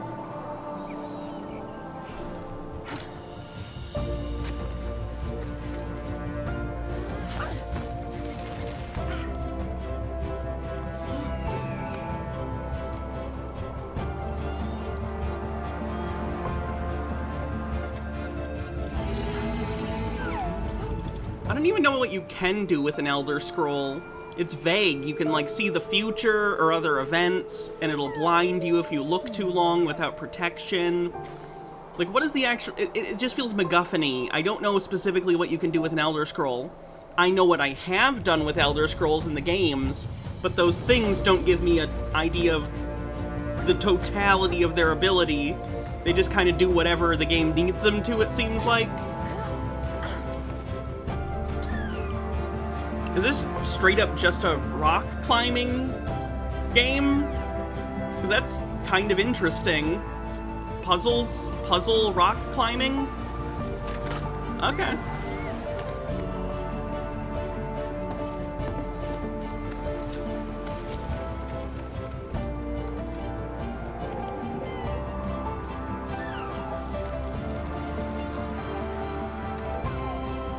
Oh.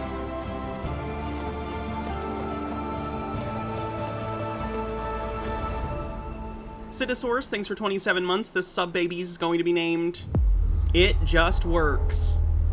First, middle, last. I'd get that on sale. Seems relaxing. World premiere. Yeah, everyone needs to have the character have, like, some kind of cute sidekick.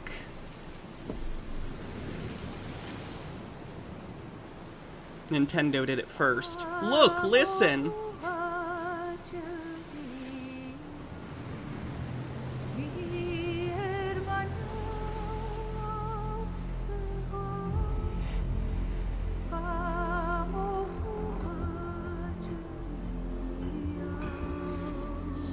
Survival horror oil rig?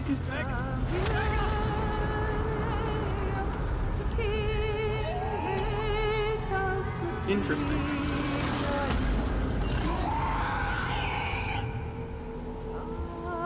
That looks good. I know we didn't see a lot, but I'm interested. And it's on Games Pass, look at that. Also don't have to buy it. Nice. Dr. Gamble says they should just make a ripoff of the Zelda games, not the open world. They could just pick up the fans of the older games. Oh, like the older... maybe. I still think I think Nintendo will do more linear Zelda stuff too in the future. Maybe do like separate series of Zelda, kind of how there's like new Super Mario Brothers, but then there's the 3D like open world ones like Odyssey.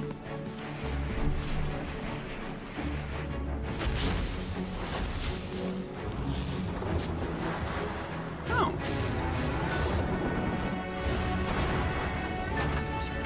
This looks like it's trying to be Zelda Tears of the Kingdom 2 kinda. I'm kind of interested in this, though. I like the art direction.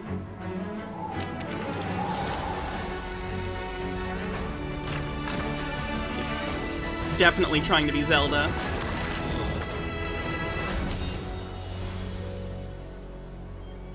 Okay. Again, Games Pass. I'm interested.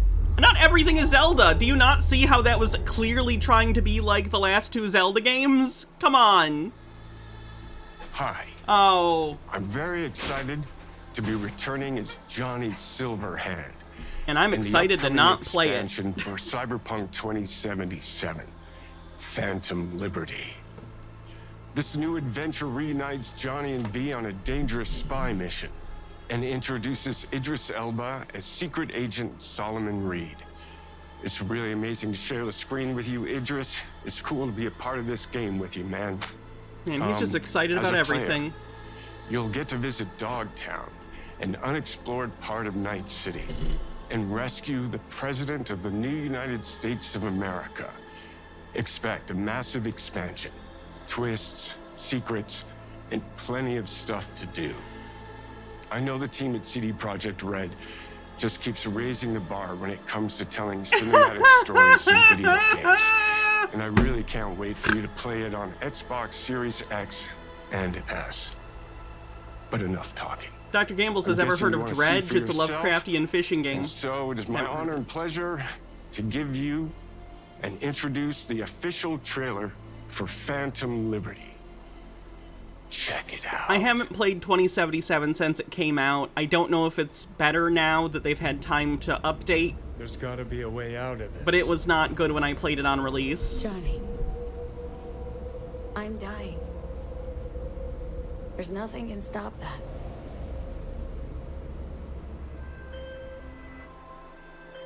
V. My name is Songbird. I'm an NUS intelligence analyst. I know about the bomb ticking in your head. And I can save your life. What's the catch? I need you to get to Dogtown. Attention all Dogtown residents. The President managed to crash her Space Force One into our humble district. Oh! Man's got like Escape from New York. To want Myers as a hostage. Sleeper agents. Time to wake them up. So NUSA's tossing us back into the fray, huh? Stay sharp. We're in the wolf's den now. Get Myers out of there. Time to evac. Her safety is the top priority. Shit! They catch us out here, we're dead. Wait, hear that? God almighty! It's moving! Run! This way! Quick!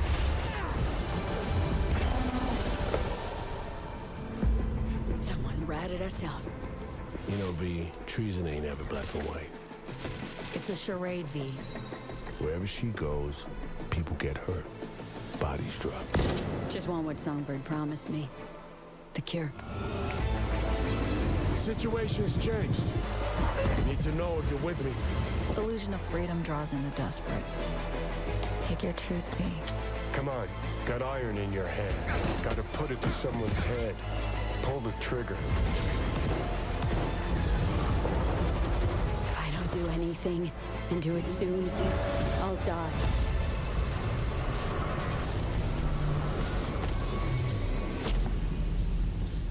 I'm glad this exists if you like the base game. Apparently it expands the ending, which is good. I hate when games, especially open world RPGs, end when you, like, finish them and you can't keep playing.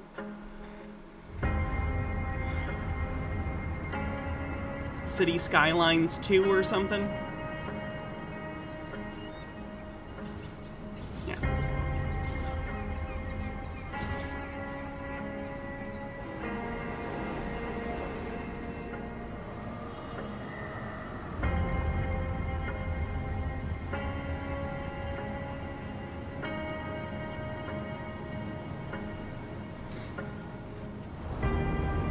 I fundamentally like the first game, but I'm really bad at it. All my cities end up collapsing into just...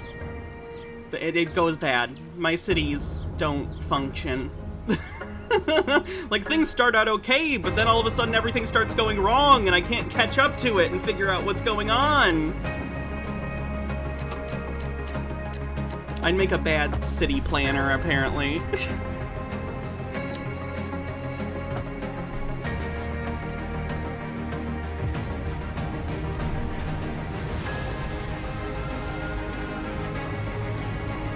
You know what game I do like that's like a game kind of like this? Those Jurassic Park simulator games where you build the parks. I like those.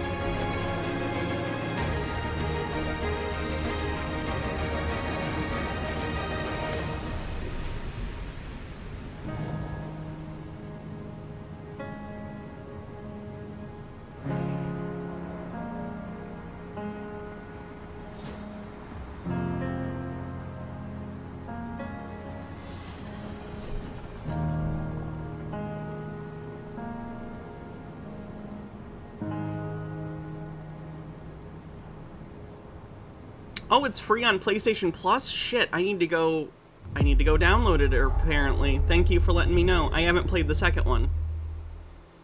But I liked the first one a lot. World premiere.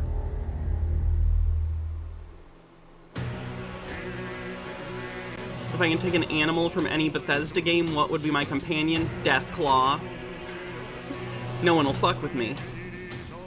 僕を覚えてるか? 国民の信託を最も集めし者が次なる王となる資格を得るものとする。陛下のお命が奪われるなど。汝定めを課せられし子よ。 City Skylines, or as I like to call it, Traffic Simulator 2020. 俺の凱旋者だ。果たして誰が次の王か。己自身に命じなさい。内なる英雄の姿に変われと。 This is the opposite of the kind of game I like. Again, I'm glad it exists for people who like it. I just eyes glaze over. Is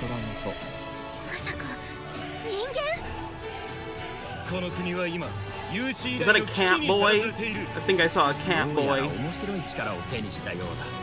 主君に捧げると決めた覚悟そのものだ。これこそ人間の真実だ。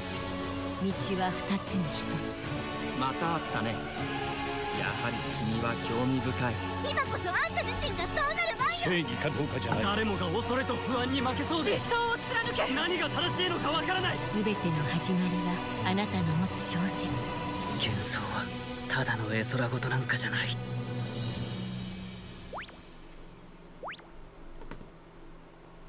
No feelings on that.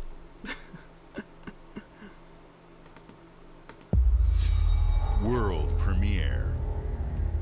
Give me Banjo, you fucking cowards. I'm not gonna get Banjo. We'll never get Banjo.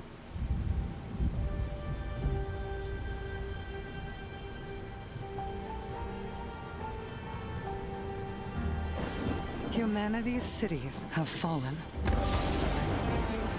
Our people's only means of survival is to seek sanctuary here, in the Belfry. You must explore this world. Just what I don't get is Super Mario Odyssey Find the origins was of this evil. a huge hit. And one of the major innovations from it, collecting stars, or moons rather, without getting booted out of the level, that's just how Banjo has always worked.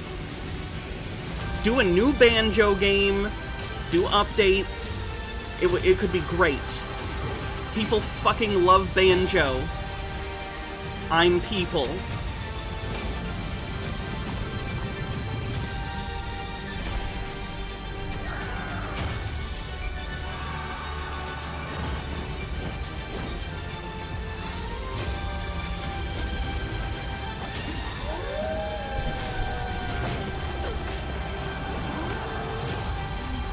Together, you can save humanity.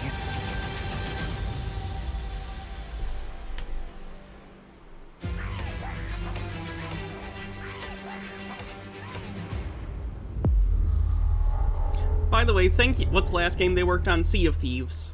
They're still doing Sea of Thieves. Thanks for watching this with me, guys. Have you ever seen the chats on like the main live streams for these things? They're awful. Everyone being like L, L, L, W, W. Where's this game? Where's that game? Blah, blah, blah, blah, blah, blah, blah. It's a nightmare. It's like it's full of 10-year-olds, because it probably is. No offense to 10-year-olds, just, you know. Oh, what is this? I am into whatever this is. What is happening? This city is a miracle of progress. A finely tuned... It seems Bioshocky for sure. Steampunk. I'm here for it. Yes, yes, steampunk and time mechanics? Oh, was this game made for me? What's happening? It only takes one rebellious little gear to ruin everything. Yes. Yes. Anarchist. Yes. Yes? If you resist my rule,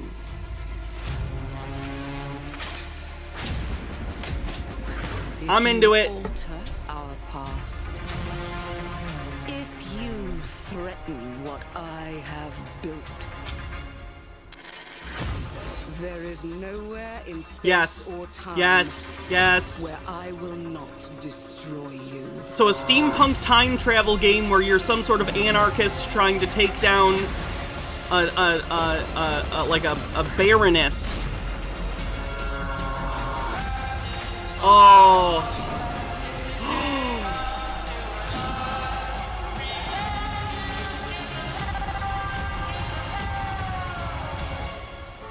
Oh no. What did I do? Yep. Any last words? Yep. Before my friend puts one in your scalp.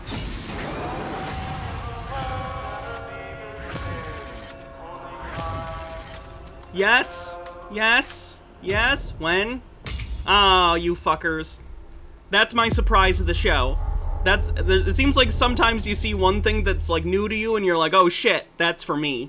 That's my shit. Thank you all for joining us. Today is a Hannah's special brain day for the me game. and the team. True.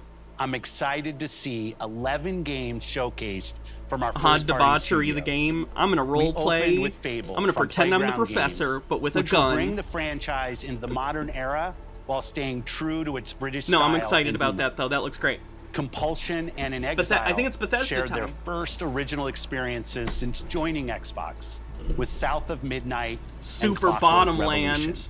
Oh, we should do a And we are playthrough of this when thrilled it comes at how out on Avowed is stream. shaping up for release next year from the RPG masters at Obsidian.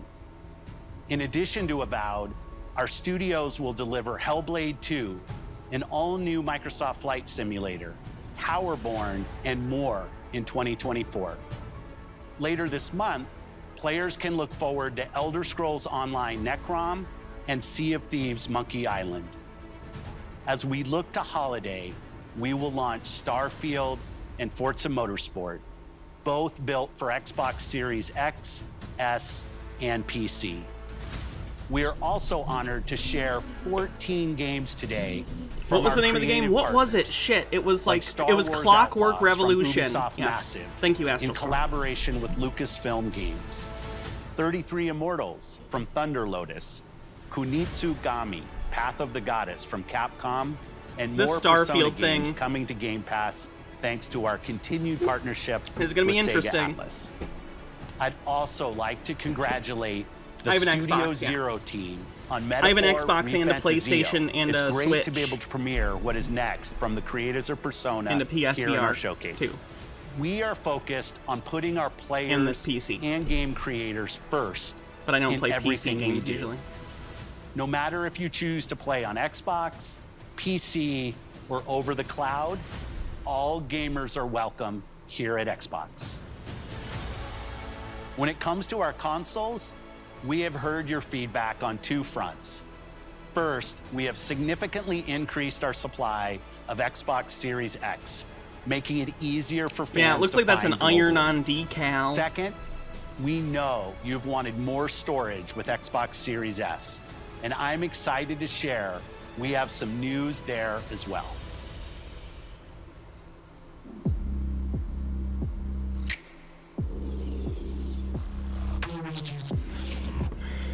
Just more expansion. Oh, it's a new edition with more internal storage, probably.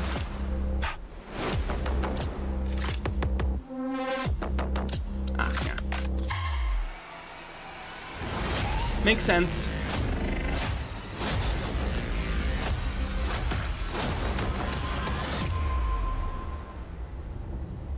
I have a Series X, and I have a... They sell memory cards that are basically just SSD drives. I have an extra terabyte, and it's full. And now for the one more thing you've all been waiting for. Prepare for the most comprehensive deep dive we've ever done for the biggest game we've ever built. So sit tight and enjoy Starfield Direct. Yeah, I don't like the naming scheme for Xbox either. Alright, hurt me, Todd. Lie to me.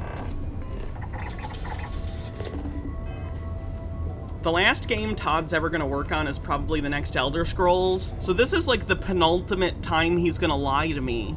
This is special, these times we have together where he gaslights us. These are the memes for the next decade, people.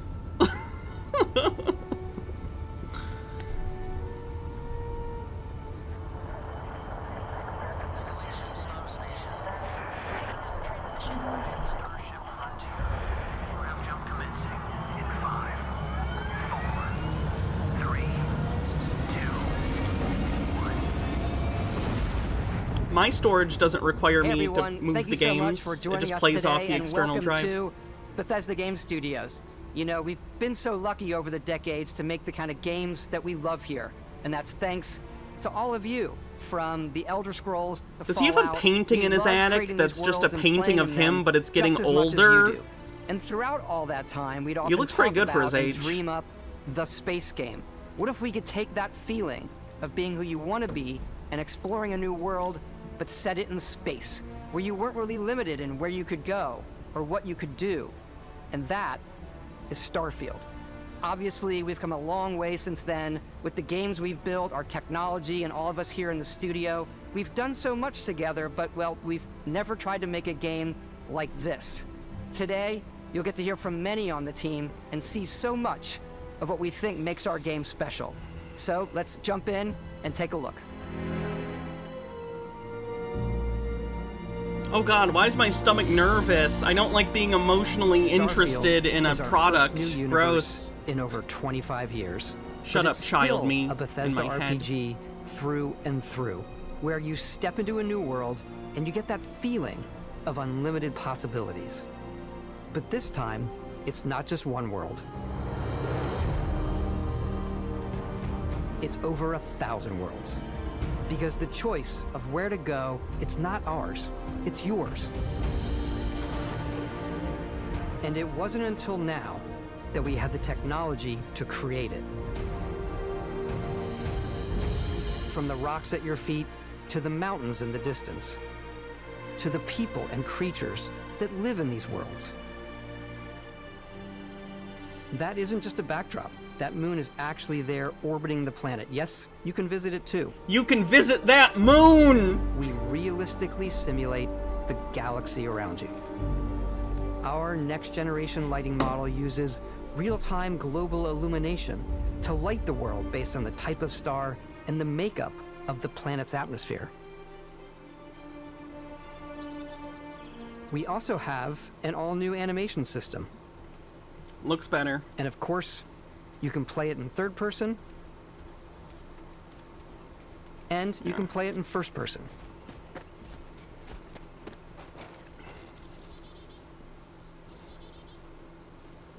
We love exploration and rewarding it, but you do explore differently in this game given its scale. That usually involves exploring an area you've landed in. You can collect resources, do a mission, and maybe even stumble upon something unexpected.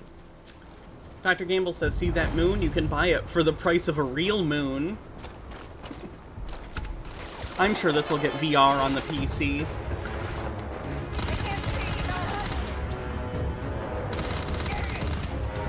Looks like Fallout 4 combat, basically. Maybe a little snappier.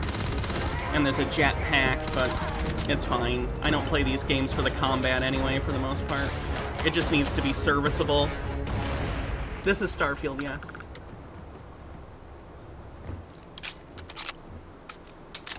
I'm glad they're bringing back that menu. We do love stuff and all of the items allowing you to pick everything up.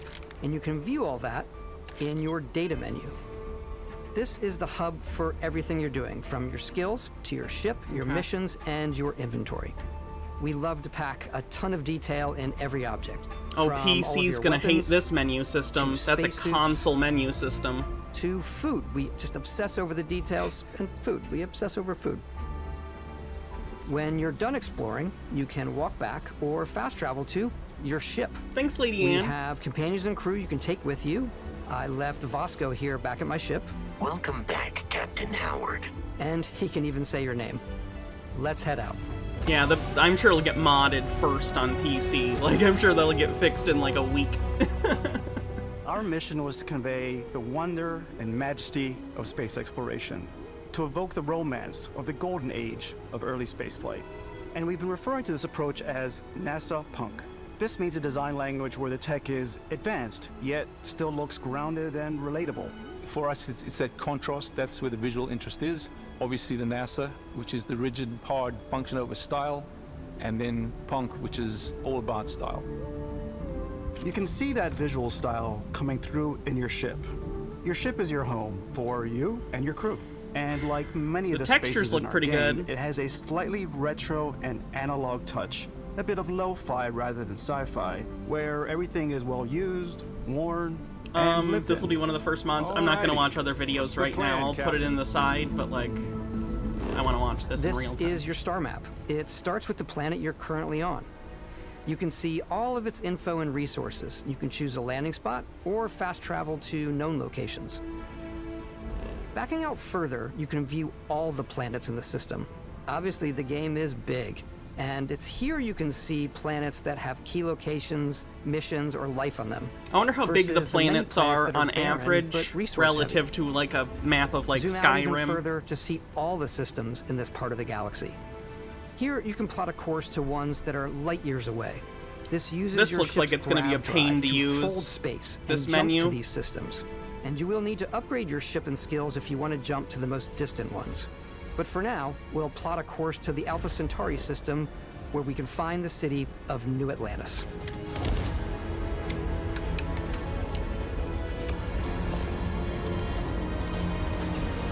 Oh, I'm sure there'll be a TARDIS mod. There's TARDIS mods for the other games, and those aren't even in space. Welcome to UC Space. Maintain your current course while we scan your ship's cargo. Scan complete. You are cleared for landing at New Atlantis.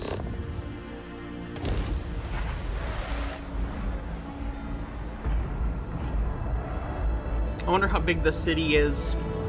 compared to like other Bethesda games. As soon as you land in a city like New Atlantis, your eyes are guided upwards to just these boundless, vast buildings.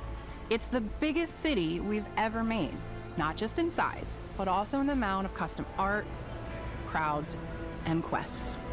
Decent number of NPCs so the main in a lot of when we're areas. designing a city is obviously what supports the story. We try and tell as many small stories as possible. This is a colony war memorial. It's a few moments of gameplay that make the space feel like it's full of real characters that are going about their day-to-day lives. It's paralyzing if you really stop and think about it. Buddy, it's coffee. It's also where your adventure with Constellation begins. Can I see my legs in first person? I would like that, please. Welcome to Constellation. We have a lot to talk about. By the time you meet them, Constellation is sort of seen as this mythical group. Most people don't even know they exist anymore. They're the last true explorers in the galaxy, and they're trying to find the answers to some of humanity's biggest questions. The artifacts are so different, so alien, and I'm certain one of them reached out and spoke to you. The artifact, if you could place it on the table here.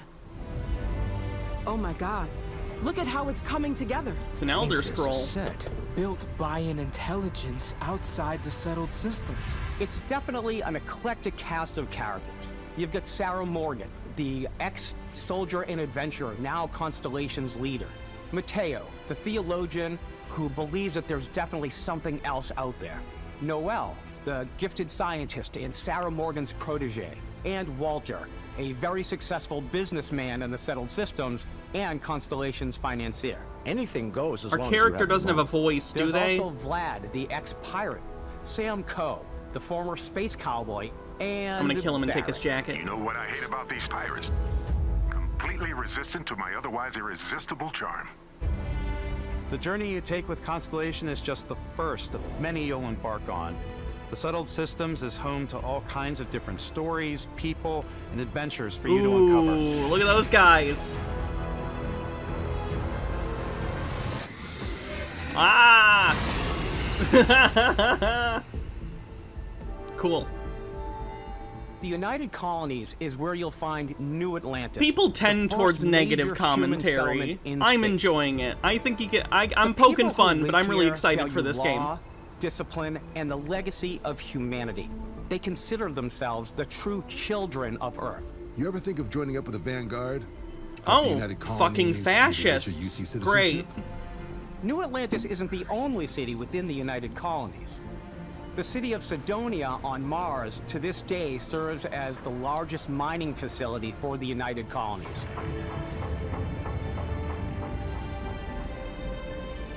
Beyond the United Colonies' Good reach, joke. you might find yourself in a much more wild and independent coalition of star systems. This is Freestar Collective Space. Ooh, Space West. The capital of the Freestar Collective is Aquila City. The Stone Root Inn is an Aquila City fixture. Space Saloon. It's a space saloon. Ranger relies on judgment and intuition to do what's best for the people. No voice protagonist. Neon started out as a fishing platform, but is now known throughout the settled systems as a pleasure city. I like the where almost variety of anything locations. They look If you've got different and morality distinct. issues, this definitely isn't the job for you. What the Ryujin is hiring the best and brightest of today for our future tomorrow. Everyone has been chewed up and ground up by Neon. Try not to get yourself killed, all right? Outside the bounds of civilized space, there are still plenty of unclaimed systems to explore, but these areas are also home to the most hostile factions in the galaxy. The great serpent hungers. All heathens shall be made dust in time. Okay, cult, cool. A new You gotta have a face? cult This is faction. the face of a brave runner here to challenge the Red Mile. They think the galaxy is theirs. They are wrong. It belongs to the Crimson Fleet. It always has. In Starfield, we're pushing our cities and settlements further than we ever have before. It's all there, waiting the hotel's for you. cool. A slice of humanity's future. Hydrate. So, ready to get out there? Throughout the galaxy, there are so many things to see and stories I'm gonna be honest, I don't see the Mass Effect comparisons other than it's in space. The most important story is the one that you tell. It's in space, yes. I'm the type of person who Mass spends Effect. hours in character creation. And I think people are going to be really excited when they see You guys all really the fucking improvements hate we've Bethesda, Jesus Christ. One of the biggest overhauls was done through our character generation system. We scanned a wide range of faces from different age groups and ethnicities. And by mixing and matching all that data, we were able to create highly detailed and diverse characters. We use that exact system to create all of the characters and NPCs you're going to see in the game. So any character you see almost always is a character you could make yourself. Hey, come on, come on. Okay, take it easy. You were out cold. No physical damage. I'm sure people will mod in Mentally, alien the jury's fucking. Still out. You know who you are? New recruit for Argos Extractors? Ring any bells? Any of this look familiar? You start your character creation journey as though you're cycling through employee records. You'll pick from The a lineup default of 40 faces look a presets, lot better and than they that'll did be in your the starting previous point. games. I'm glad you can edit body and Your everything journey like from there in can Fallout. be as detailed or as quick as you want it to be. This new system has more to offer than ever before. Nice. It's also the simplest character generation system we ever had. We let the player get as close as possible to make whatever they want. With the various facial morphs you can blend together, the dermesthetic and makeup, blemishes, scars, The facial hair looks piercings, kind of teeth settings. janky, It's a lot, but the actual but I think face it's the most fun structure to and everything use. looks quite a bit better. Character Ooh, creation that is smile more was than just how you uncanny. look. This is also where you start to decide who you want to be. That's where backgrounds come in. Backgrounds give you a bit of backstory and start you out with 3 basic skills.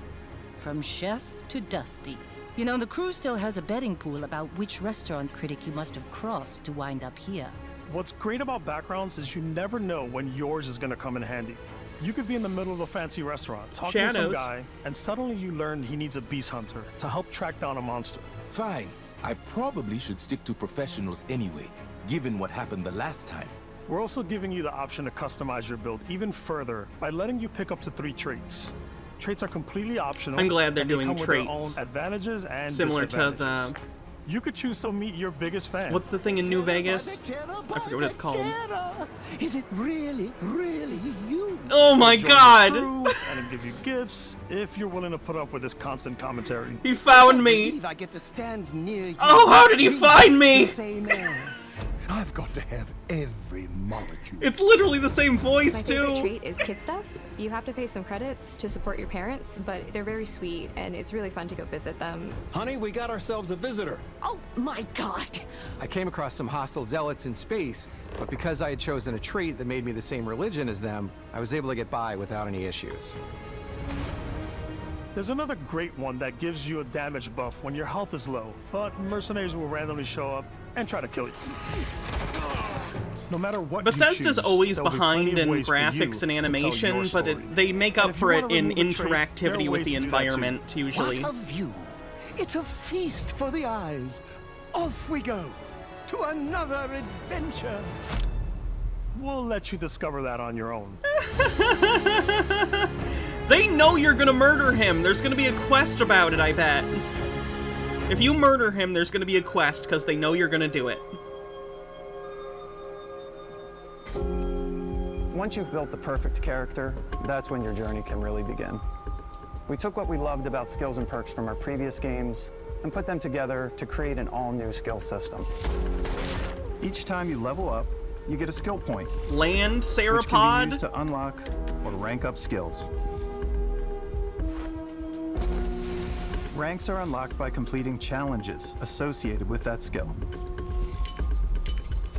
Oh, I hate that lock-picking minigame. That Challenges looks become terrible. increasingly difficult as you work your way to higher ranks. With our 5 different skill trees and 4 ranks per skill, there's a lot to choose from. I like the Xenosociology skill because it lets you mind control aliens. Boost pack out of the gate. I'm boost packing everywhere.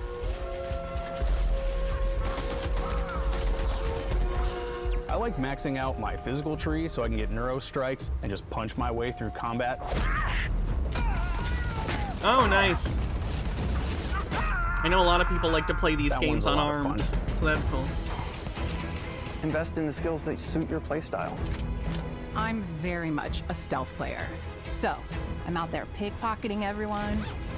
My favorite part about being stealthy is slowly creeping through vents like you're in a movie, and then jumping out and springing on people. Whenever possible, I like to talk my way through situations. This area's off limits. Fine, I'll issue you an access card. I'm more of a run and gun player. I'm the kind that tries stealth, and then when I get caught, the stealth mission becomes a kill everyone mission.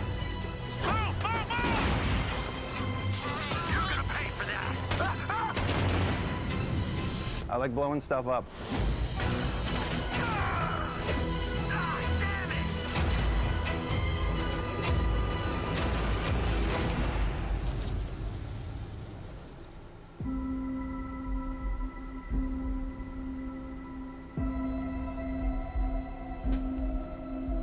Exploration is a key aspect of all our games.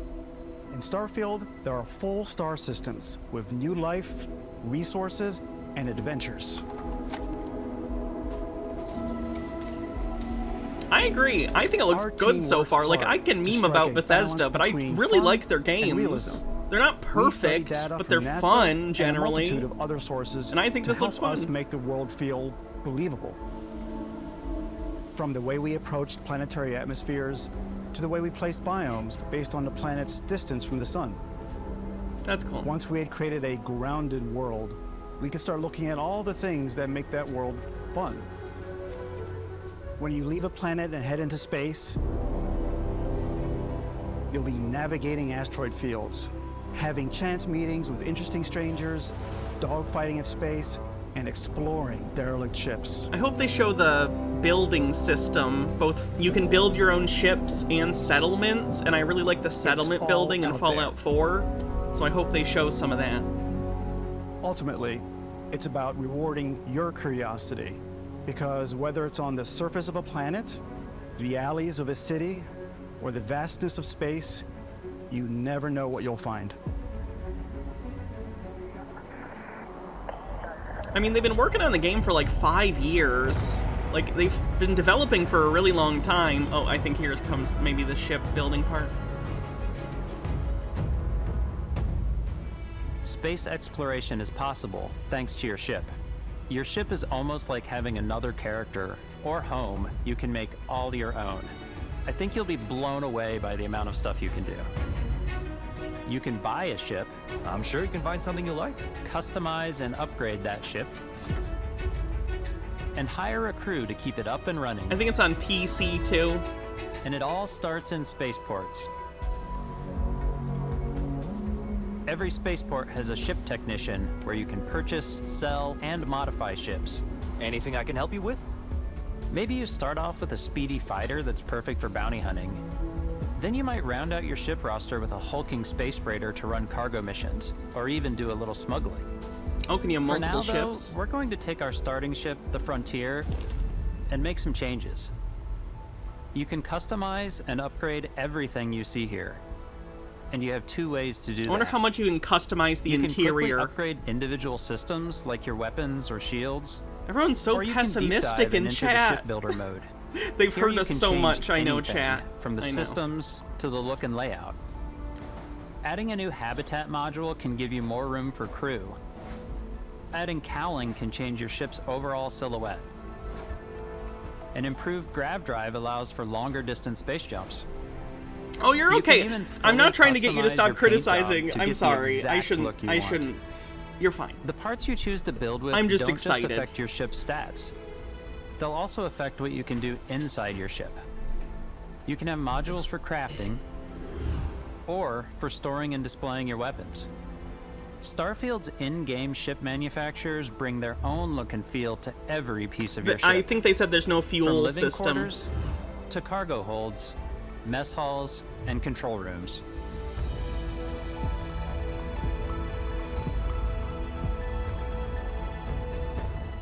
Our modified This is gonna Frontier be is a fun. practical ship, I think the but ship with a little buildings. creativity, your ship can look like almost anything you want.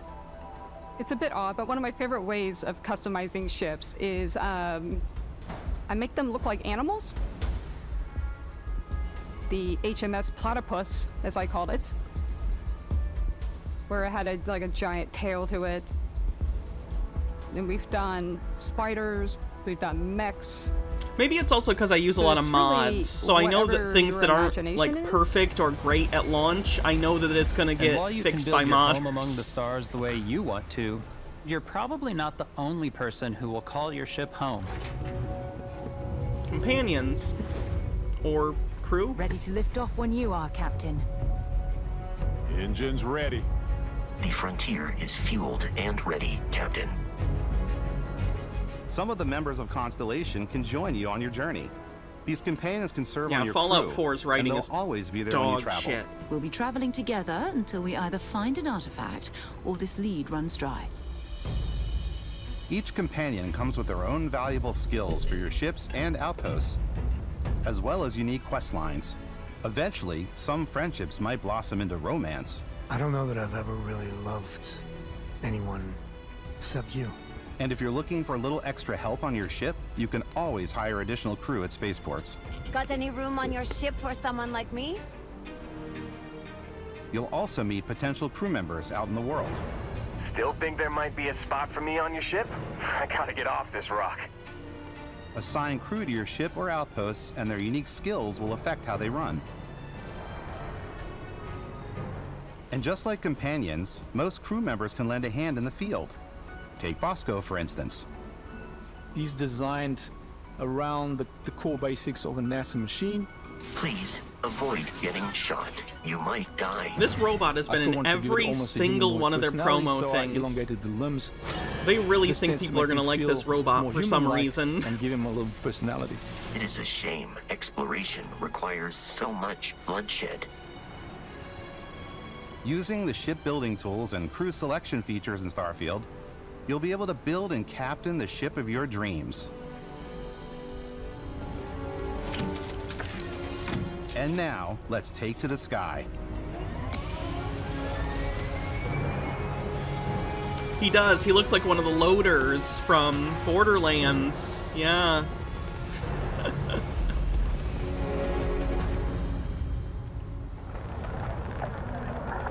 This is what I'm most worried about. I think the space combat and flight is going to feel We're putting janky. you in the cockpit of your very own spaceship. I just and can't telling you that imagine you they can do figured this out. Pretty much anything. And that is really cool for us as developers. Spaceflight should be exciting and dangerous.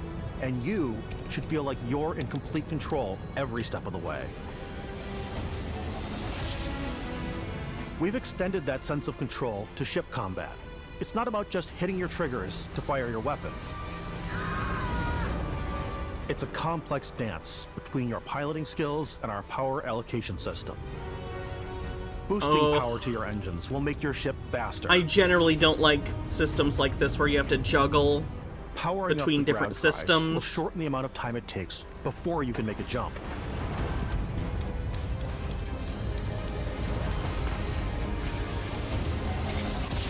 And moving your power to your weapons and shields means you're ready for a fight. You should always be on your toes because you're not alone out there. And there's 6 of them, yeah.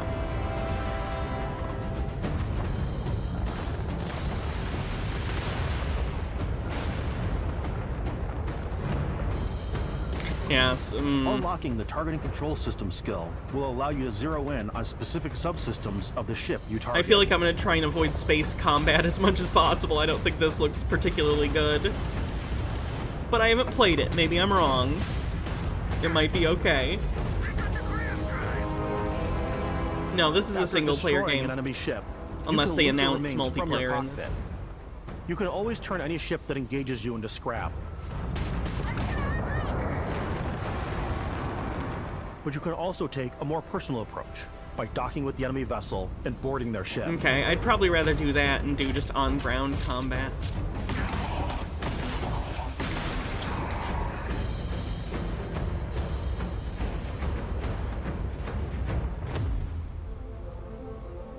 Once you've taken control of an enemy ship, it's yours. Okay. Add it to your fleet and retrieve it at any spaceport. Can I sell it? But space is way more than fighting for your life. So can you be Just a pirate? Like Can you steal there ships? There are plenty of sights to see and stops to make on the way to your next adventure. Like these massive star yards. Walk the halls, talk to the crew, maybe get talked into buying a whole new ship. A civilian in my star yard. Let's see about getting you a proper ship. One worthy of you. You got something on your Maybe face. you'll dock with a gigantic battleship, like the UC Vigilance.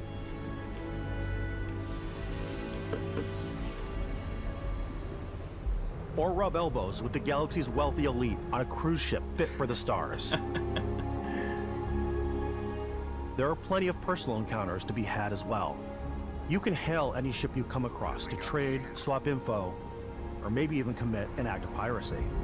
Yeah! When I'm playing, I generally go crazy. I definitely go like the more piracy routes. I want to take over ships. I'm going to board ships. I'm like, this is now mine. I steal all the sandwiches and put them, in my cargo hold that I have specifically for sandwiches. I don't want to play the hero, but I want to go out and just start taking things from people as quickly as sandwich possible. pirate. Some strangers might be looking for a little human connection in the darkness of space. Hello, stranger. I just finished cooking up some food. Oh! If you want to come on over, just pop on by. Some of the best moments are the ones you discover on your own. The thing I love most about Starfield is that it is a Bethesda game through and through. It's really about going to strange new places, meeting interesting people, and getting sidetracked on zany adventures. Then, realizing 2 hours later that you're involved in a completely new story. You're human. We thought we were the only ones to leave Earth. That DNA is so present here. I think it might have been the grandma who's the Skyrim grandma. I know they brought her in to do some voice work for stuff. It's so cool to play it and just make your own path in this universe. There are over 1,000 planets out there, just waiting for you to visit. She's still alive, right? We want you to feel like explorers. She better make it to September so she can play this. Around on new planets, exploring every inch of a mostly untouched galaxy. We want you to feel hopeful. We want you to feel this sense of awe and wonder. And sometimes, a little fear. We're giving you a massive playground and a ton of That toys, space combat looked a little better. You free.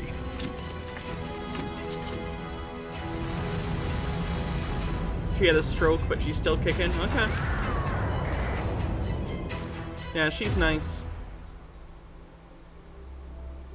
Hey everybody, we were showing you so much stuff, but we thought we'd just take a little break and show you the something controller. a little it bit already different. got leaked. We put so the much controller. detail into our game worlds, and we love the opportunity to bring that into the real world with our collector's editions. And for this game, the smartwatch. We've done a watch. Yeah. It is the Constellation Explorer's watch. This is the watch that you actually get in the game that acts as part of your HUD, where it's the $300 compass edition and of the environmental game. Information. It connects to your phone to give you notifications and other information, and we've also designed this really cool case that it comes with, Istvan. Yeah, we really took as much care and designed this case as we did the watch. Our attention to Here's her detail in the YouTube. game She uploaded a vlog totally a couple days translates ago. to Okay, this. cool. Inspired by the cases that the astronauts used during the Apollo era to bring back samples from the moon. It's got an intricate locking mechanism, authentic, heavy, comes with a Constellation patch, NATO strap, and the overall functionality and believability of this as something that would exist in the world, in the Starfield universe. Oh, and hey, take this. You'll find it very useful out there. And even tell That'll be $300, please. We actually have something else.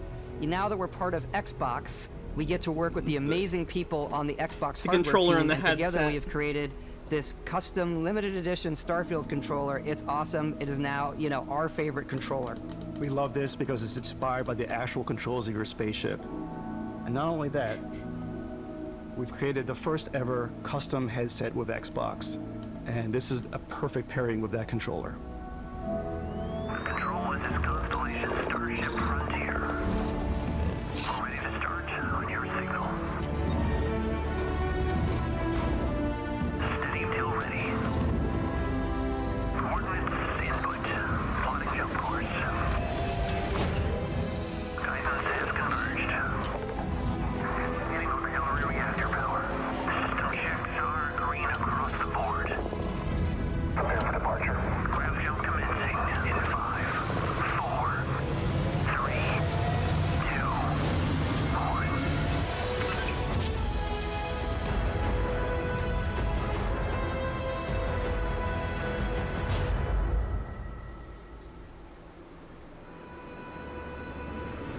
In every one of our games, we always put so much care into all those little details that breathe life into our worlds.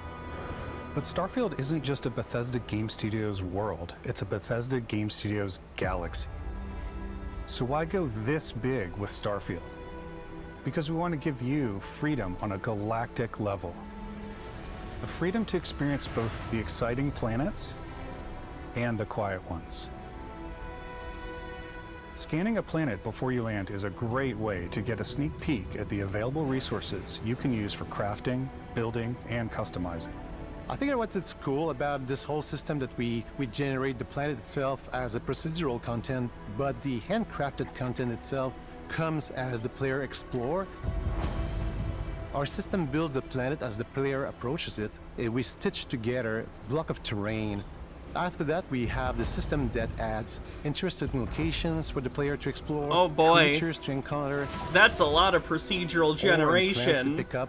This is going to be interesting to see how this plays. Us to add that touch of environmental storytelling. That so every Bethesda playthrough, will the planets be different, just with like these things randomly put on them? Our experiments. Their habitat isn't far from here.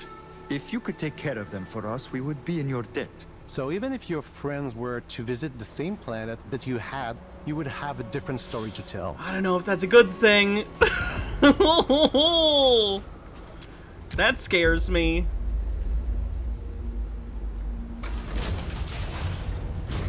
They say the quests and the locations themselves are handcrafted, the locations are just randomly placed. So imagine if you play every time you played Skyrim, all the locations move to a different place on the map. That's basically what they're saying. I don't know how well that'll work. That's gonna make playthroughs hard if you want to do specific things.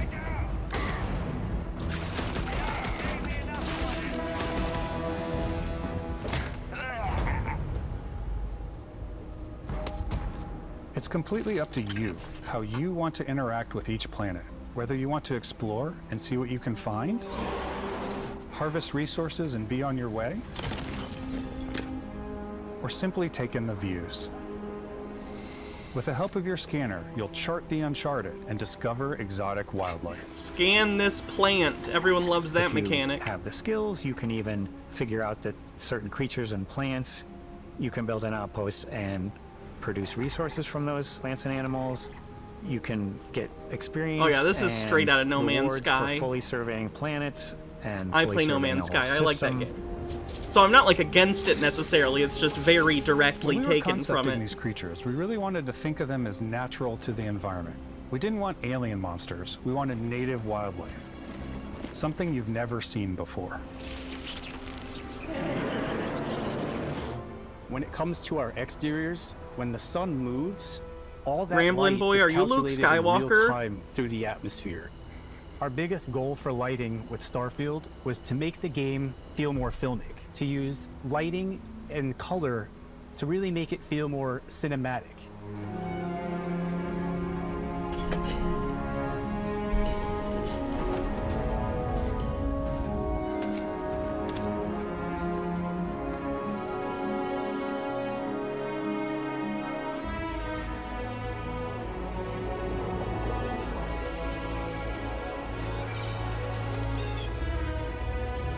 Looks like there's a variety. I'm wondering how effectively they'll be distributed throughout the galaxy. Is each planet one biome like Star After Wars? some exploring, you or can does the find a spot biome to set up a base change camp. throughout the planet?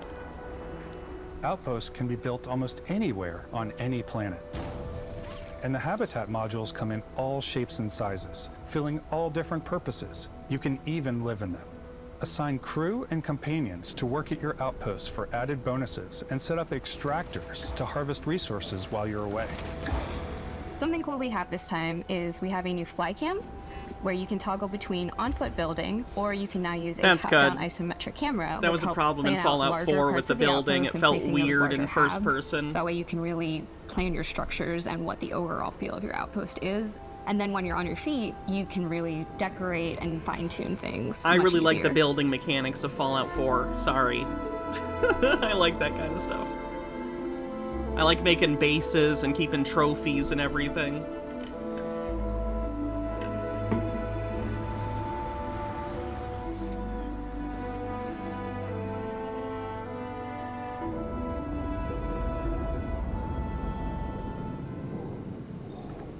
Add crafting and research stations in your outposts to utilize any resources you find or already have. Mod your weapons to Was adapt that a them to your dial-up playstyle. tone? Different weapon sights and scopes. Yeah. Larger magazines. Same a system from selection of Fallout grips 4, and barrels, basically. Different Just ammunition expanded, like I'm guessing. explosive rounds. All you stealth players out there will surely need a suppressor. You can also choose to go hands-on with melee weapons. Ooh, that melee combat looks a not balance between like not a what's lot of realistic, feedback. what's sim, and what's Hollywood. And I think we sort of err on the side of like what's The fun for the gunplay player. looks serviceable. That looks all right. The melee looks a little With floaty. Starfield, we've completely overhauled our combat. It's more dynamic, the animations are more fluid. It just feels great. We probably have more mods and more weapons in this game than I want to say. The any weapons other look game better we've than done they did before. in the last lot gameplay of video variety. for sure. Upgraded gear is just one of the many factors to pay attention to when engaging in combat. You may need to switch things up based on your environment. I do like a sniper Gravity is playthrough. different for each planet, and boost packs are excellent for getting around. And for giving you an edge in combat. Yeah. Sometimes you'll even feel like you're flying.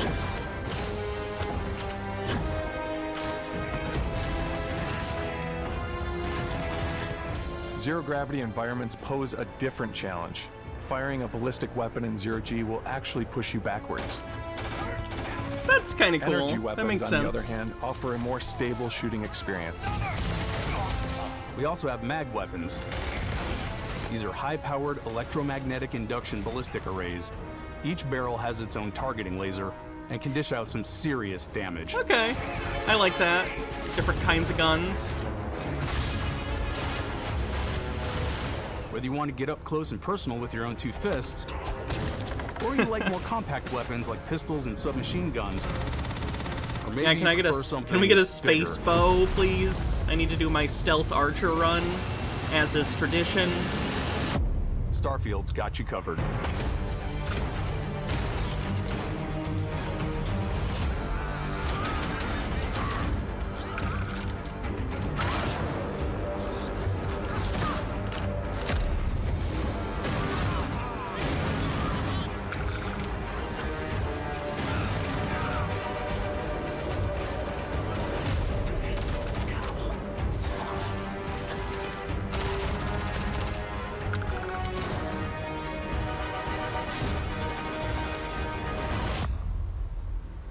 Yes, September something is the release date. I'm not sure the exact day, but I know it's in September. It'll say at the end of this, I'm sure. And it's almost done.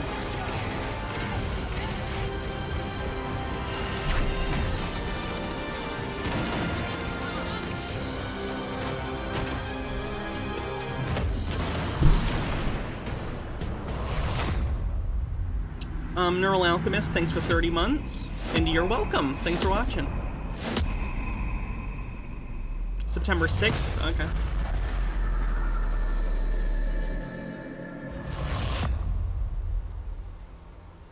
Thanks again for being with us today. We are just so grateful that you've taken the time. Yeah, was that space and spent it magic? here. I know there was probably a lot to take in. There's a lot to the game, even more than we could show here. You know, as we play it, we're always sharing these unique and special moments that only a game like this can bring. When I think about what makes it special, it really is the people here. This game is a reflection of the incredible and passionate team that made it. All of them putting something special of themselves into it. So let's hear some of their favorite moments. I love the way that our final combination of all the new tech has come together to create some of the most beautiful sunsets and sunrises we've ever had in any of our games. I love the creatures, the exploration, every biome is different. The word that comes to mind is vast. I like to use our photo mode to take rock star photos. I just love that constant feel of discovery and, wow, I can't believe that there's more here. I'm most excited about our outpost building systems. My favorite part is every time you step out on a planet, it's a unique experience. You spend all this time building your ship, and you see it on the landing pad. These things are gigantic. It's the kind of thing that you just can't get anywhere else. There's something about seeing a tower over in the distance and going, I know the gravity's low here. I think I can make that jump. My favorite part is biomes, spaceships, audio design, planets, the day-night cycle. Those details matter to me. Diplomacy, exploration, freedom, the ending. Beskha, obviously. I love the robot so much. The incredible amount of worlds we created. Sniper rifles, come on. Lever action, rocket launcher, brain sprout. I love, but some people might find creepy. I don't know. I know that's right, Ben. The thing that I enjoy most about the game is the freedom to be who you want to be, do what you want to do. Dead Space, are you thinking of? It's what you come to expect from a Bethesda title, but on a much bigger scale.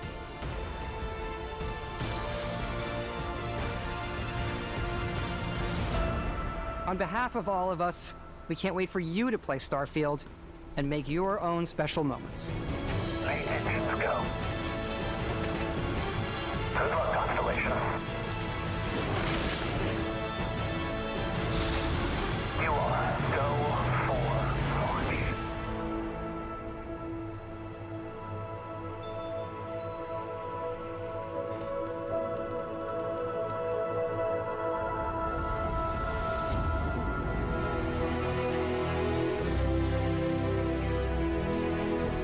September 6th. Cool. I think it looks fun.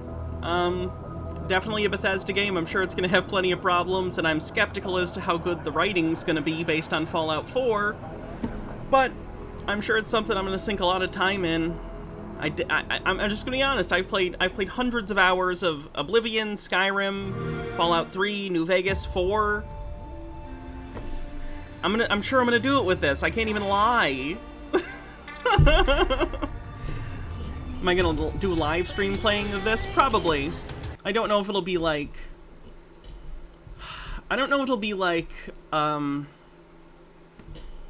full playthrough, but I'll definitely play some on stream. Will there be space wood chopping? One can only hope. Alright, I have to pee really, really, really bad. So watch this real quick while I pee, and then we'll watch some more Bethesda meme stuff and talk, and then we'll do the patron-only stream a little after that. Yeah, that Clockwork Revolution game looks awesome. Alright, be right back. I think we learned a lot about ourselves when we deep-fried some apples for an hour. Let's try it again, but this time with bananas.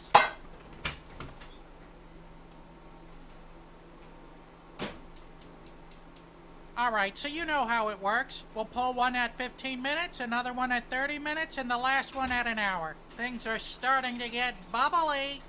Okay, now it's really going. That one's gonna be our 15-minute banana. I really don't know if a banana can make in an hour. So far, all it's done is turn the banana into banana mush. Oh, nothing good's gonna come from this. That is some black oil. All right, 30-minute banana, it's your turn.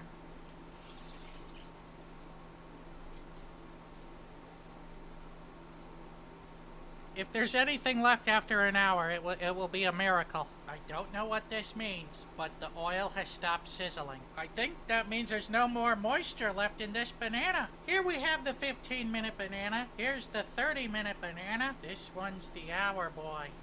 There. All right, there's still some yellow color in there. So now we're gonna try them. This one's good. It tastes like banana mush, but it's good. Now we'll try the 30-minute. It's actually less mushy than this one. It firmed up a little bit. And finally, we'll do the hour banana. This one tastes like burned sugar. The best one is the 30-minute one yet again. It has like the same texture as like artificial crab. This one's like a 2. This one's a 0. So I'm gonna have to give this 30-minute banana here a 3 out of 5. Bop, bop, bop, bop, bop. Well, that's gross. What the fuck? Alright. Why did I do that to you? Because I love you. And sometimes we hurt the ones we love. I can't believe what passes for clothing these days.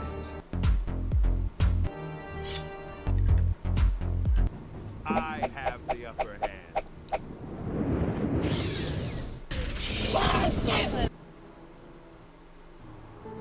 There is no such thing as a coincidence.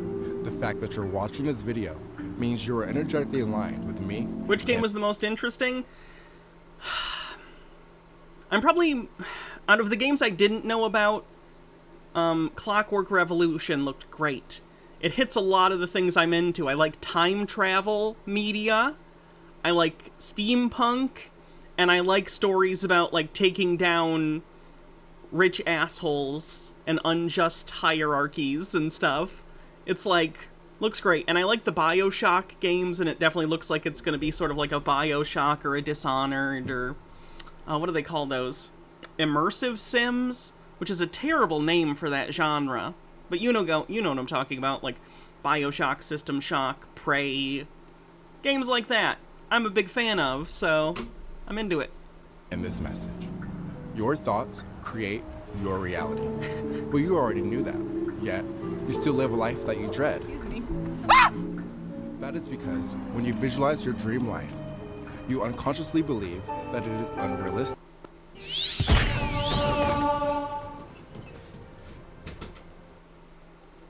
Hello. I'm heading out. Oh, bye. That was bro, huh?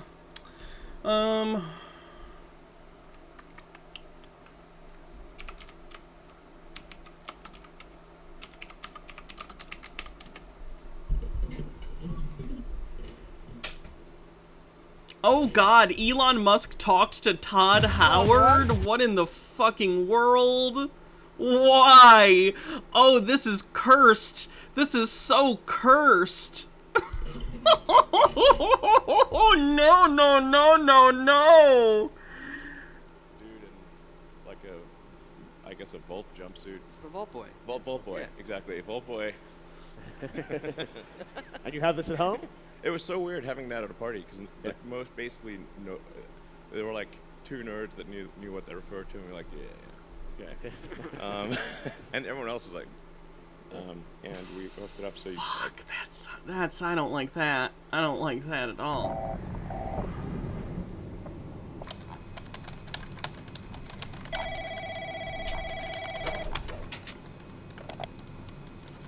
Oh shit. Oh no. Damn it, Todd.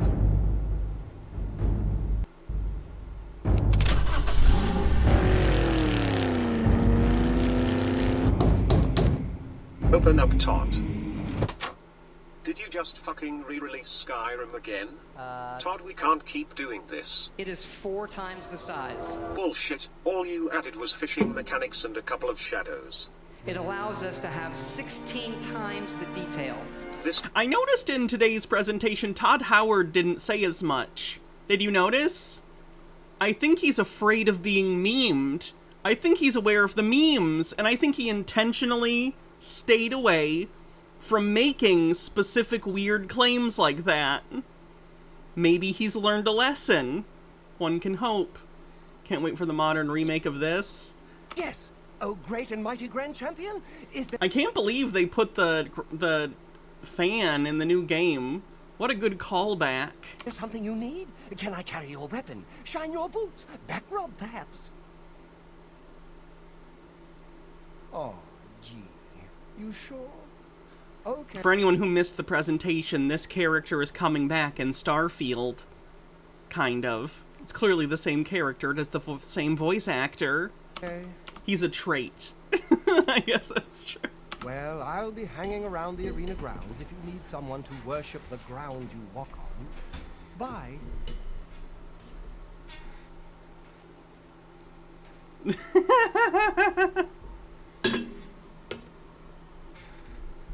I think it'd be great if, as a trait, you got him, and then if you killed him, he becomes like some kind of space lich.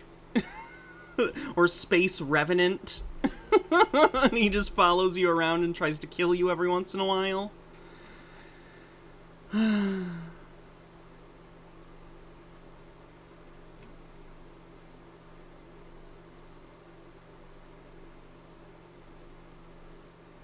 A lot of people do visual things because it's the easiest thing to do first, or they'll build a new space. There's some great things with, like, I love the Khajiit follower mod for Skyrim. It's awesome. There have been quest lines. Those things just take a really, really long time. And so someone who's going to do that, that's almost like it takes them a long time. It's more than a hobby. And we're always looking at ways that we can make it like, hey, they can turn a career into it because it's just awesome. You have a silver tongue, you charming rogue. I still haven't played that mod. I know that's like the most popular follower mod for Skyrim, and I've never played it. Best application. Because evidently these online games are hard. They can have some nasty issues. I read on the internet that our games have had a few bugs. See, there were different stages of him dealing with the memification, right? So there were the memes about the bugs, and there were memes about, prior to this, like, it just works, or you can climb that mountain, stuff like that. At this point, he was aware of it, but he thought he could steer into the skid on it, right? But then he memed about it, but they still had glitches, so it just made the memes even funnier, because then they could take clips of him playing along with the memes in new memes about the stuff being even worse, which made it all worse. So I think he's now learned he just needs to shut the fuck up. Which is kind of a shame, because I almost find this endearing in an annoying way. Like, not really. Like, obviously, he's like he's just doing advertising for a product. I get that. But I find it funny. I did. I read it on the internet, so it's true. Oh, fuck off. And that sometimes it doesn't just work.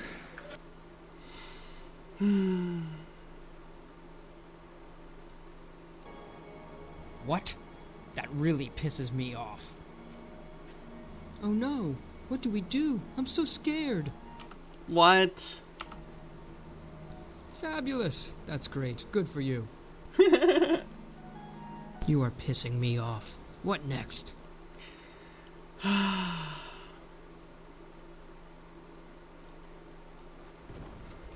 And one of the great things about having a fully dynamic game engine is all of this just works.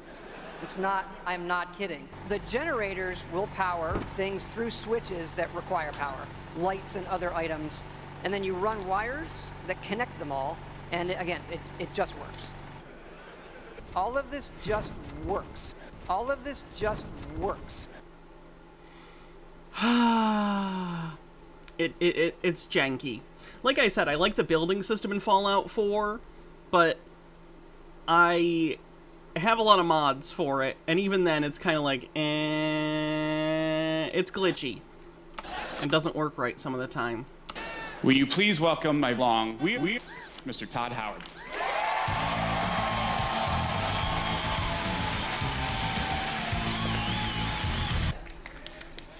Fallout.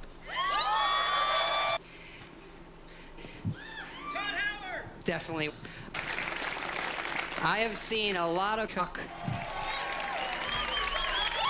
Okay. I know, there's a lot. You have like 1,000 cocks right now, so I'm gonna go through them in order.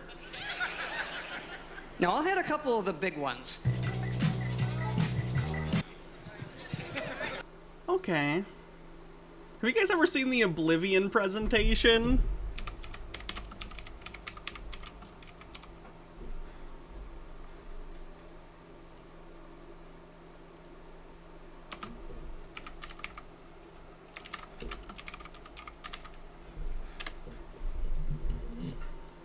Hi, I'm Todd Howard of Bethesda Softworks, and welcome. Was this the first one that he did that was a presentation? It's pretty funny. If you've played Oblivion, there's some stuff in this that's pretty funny to see how they were marketing it versus what it actually looks like in the game.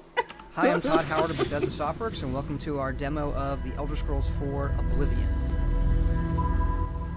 Last year marked the 10th anniversary of The Elder Scrolls, a series that has grown in popularity This over is from that time. 2005. culminating So 18 years ago. With the release of Morrowind for the PC and the Xbox in 2002. Millions of gamers have been waiting to see the sequel, and we're really excited to show it to you here on this video preview for the first time. The key to each Elder Scrolls title is reinvention. We actually start over each time. This takes a while, but we feel it's essential to the series and its popularity over that decade. So with Oblivion, we wanted to start fresh. We wanted to create for a whole new generation a game that captures those things that excite people about role-playing games in the first place. The setting, the action, the heroism, being able to choose their own path. We set out to create the RPG for the next generation. So we looked back at all the games we had done, from Arena to Daggerfall, Morrowind, and asked ourselves, what can the future of games be? Not just RPGs, but all games. How can they entertain? If I remember correctly, they like show the chain hanging to show the real-time interaction of the physics, which like for the time was impressive. How can they go to the next level? We hope you like some of our answers. We've been working on this game for 3 years. We've never been more excited about a project. We hope you enjoy it. Let's jump right in. We built Oblivion from day one to be a next-generation... The lighting doesn't look this good in the final version. ...game for both the PC and the Xbox 360. It's way less dark and the shadows aren't like this. We've always... Like, this almost looks like dynamic lighting that you'd see today. Tried to make our worlds come alive visually, but Oblivion takes this to new levels. Here are the results. This is where the game starts, like our others, in prison.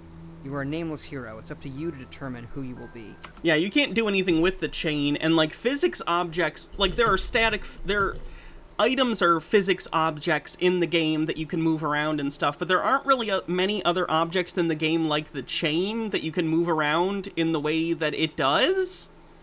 So it's basically just a one-off, hey, look what we can do in this engine thing that doesn't come up substantively at all throughout the game. We use several types of texturing on every surface. Diffuse maps, specular maps, normal maps, and parallax maps. All of these together on a next-gen GPU create some unparalleled visuals. This is all rendering in real-time, true HD. Real-world physics. Yep, there's that chain. True dynamic soft shadows.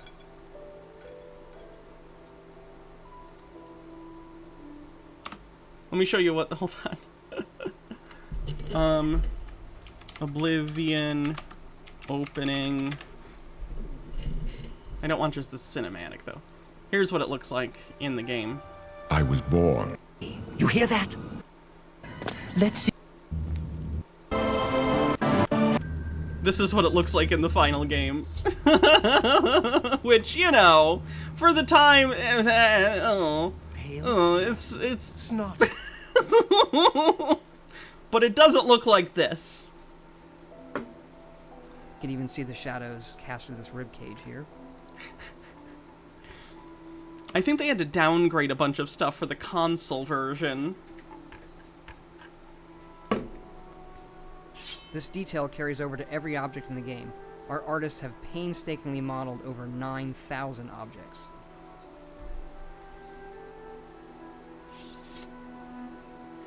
Throughout the first part of the game, you'll be escaping from this prison and by your actions, determining what kind of character you will be, a warrior, a mage, a thief, or anything in between. This is a wide open game, you choose your own path. Boris, lock that door behind us. Yes, sir. The leveling system and the class system in Oblivion is completely fucked. You basically have to pick a class the opposite of what you actually want to do to max your character out. An optimized build will never have you taking the class of the thing you actually want to be. Known only to the Blades. Yeah. No one can follow us through here. What's this prisoner doing here? This cell is supposed to be off limits. Usual mix-up with the watch. Never mind. Stand back, prisoner. We won't hesitate to kill you if you get in our way. Prisoner, stand away from the door. Over by the window, now.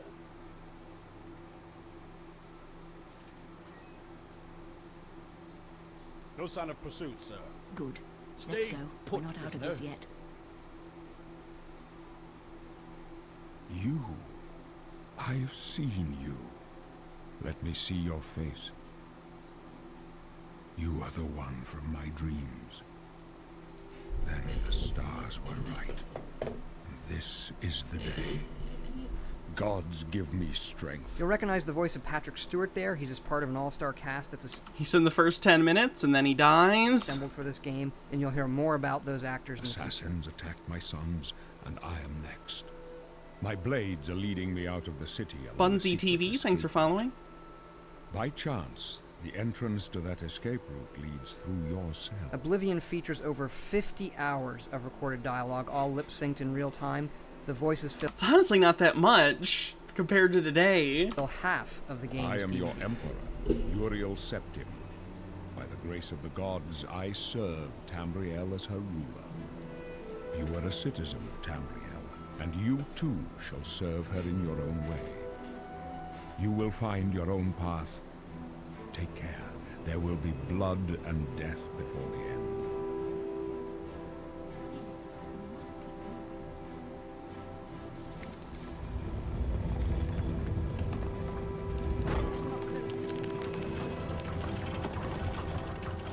Looks like this is your lucky day. Just stay out of our way. Our forests are not hand-placed by an artist. This was so impressive back in the day. Bittergrin says 50 hours staff isn't spent much, some but time with the compared to newest- the 3 lines in Morrowind, it was a lot, yeah. Their Maryland Geology Lab, studying how soil erodes, how rocks form, and how trees grow. We have the game create that for us. It seems unnecessary. It's whatever. I gotta get to the part where he talks about the Radiant AI system. It's so funny.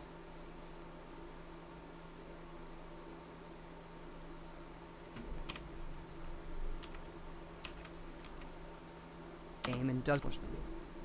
This is the western city of Coral. There are 9 main cities in the game and dozens of smaller settlements. Over 1,000 NPCs live in Oblivion, all with their own schedules and jobs. Cities are a great place to start a lot of your quests. Each city has its own unique shops, good for trading, breaking into it at night, making it your own.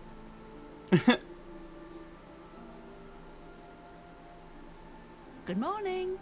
The NPCs also have dynamic conversations. These are based on your actions and what's going on in the world. It's a great way to pick up info. Nilos, hello. Good to see you, Maris. What news have you heard? The news is bad. Rumor has it there has been an attack on Kavach. They say the Daedra attack in great numbers. Grave news indeed. Perhaps my axe can be of use. I would imagine so. Goodbye, Nilos. And good luck. And it always definitely works that well.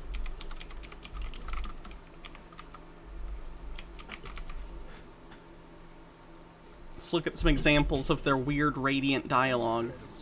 Again. Not a bad way Hello, to make some my money friend. if Awful you swap the creatures. stones for it. Horrid beasts. I hate I them. heard that some of the provinces were talking So long. about seceding from the Empire. Good day. Probably just talk. Anyone looking for work should Everything's consider a the bit Fighters unsettled Guild. now. I hear they're always looking for recruits. Have you heard any word about the other provinces? What's the news from the They other say parts of Tamriel? syndicates of wizards. They say syndicates of wizards. Goods. Let a boycott of imperial goods. In the land of The the Altmer. Altmer have powerful wizards. It seems the Somerset Somerset Isles dangerous become situation. a much more dangerous place. See you. Bye. Farewell. Hello. What's new with you? I heard there were some goblins around here recently. Awful creatures. I can't stand the sight of those creatures. So Evening. long. The Good Tiber day. Septim Hotel is a nice place. Welcome. It's... What's new with you? I ran across a couple An of mud honor to be crabs sure. not long ago. Know what's funny about having a double? Nothing. I'm so happy I could just tear out your intestines! I understand the Fighters Guild is hiring new members. Not bad work for some folks. I see. Bye. Take care. Greetings. Sometimes I just go look at the great oak. Magnificent, don't you think? I've heard others say the same.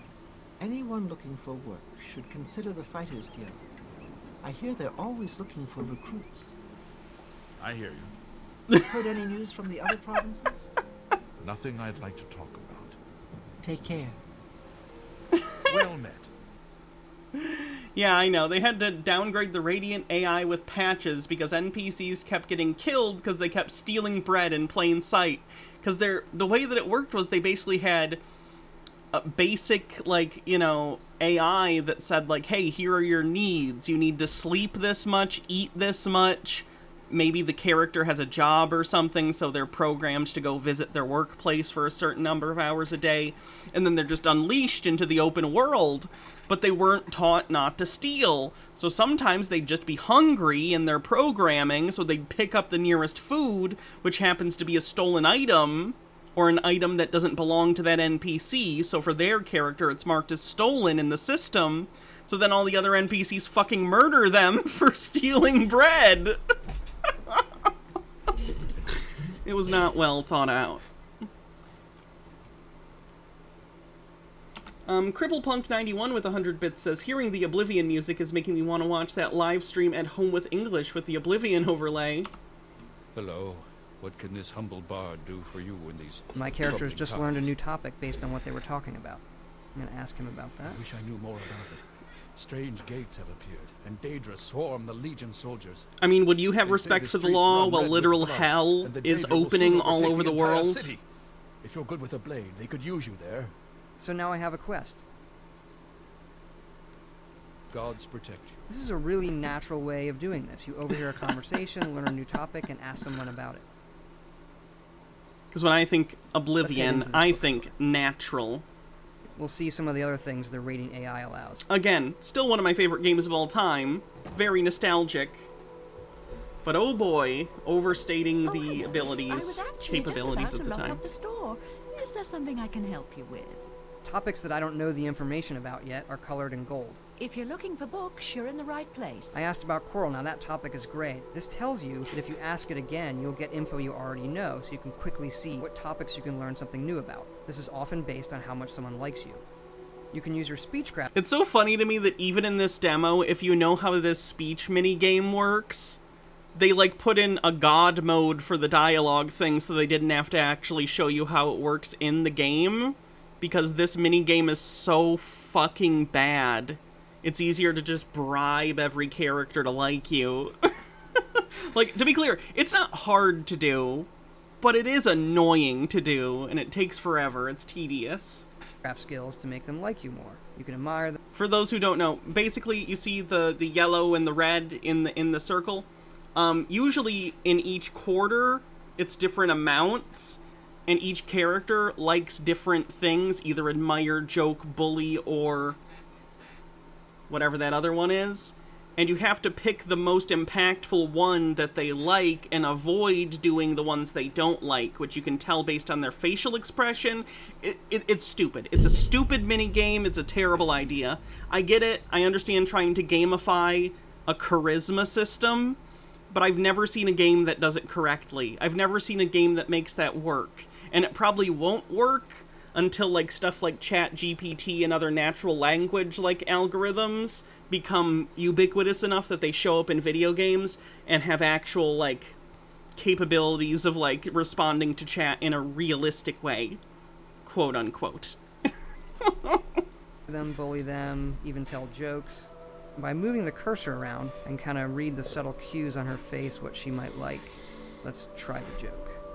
But in this one, see, every single option is 100%, so they just have to pick the best one every time. That's a good one. An orc in a party dress. I love They don't all go down together like that. it. So now she likes me more. Everything I've heard is horrible. Creatures coming from magical gates. Whole cities being destroyed. It's awful. The whole thing is terrifying, actually. Would you mind staying around for a while, just to keep me company? The words you choose in dialogue also affect how they feel about you. There's no reason to be rude. You can leave now if you want. Oh, silly me. I should have known you were only teasing. Please, come on upstairs with me. The game tracks every NPC and how they feel about you. Making friends is a good strategy. I do like the implication that some of the characters like being bullied. So that's realistic. There are subs in Oblivion. Killing them could be too.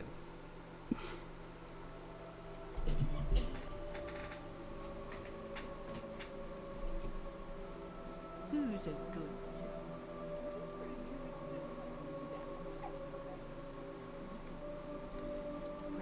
Even Thunder here uses rating AI. Were there dogs in Oblivion? Why am I not remembering dogs in Oblivion? Did they get removed? Or am I crazy and I just don't remember? I know there were wolves, but I don't remember there being, like, were there domestic dogs in that game? She's decided she wants to practice her marksman skills, so she's picked up a bow over here. She's decided she needs ammo, so she equips the quiver. And she can practice her skills. The same skill system governs her.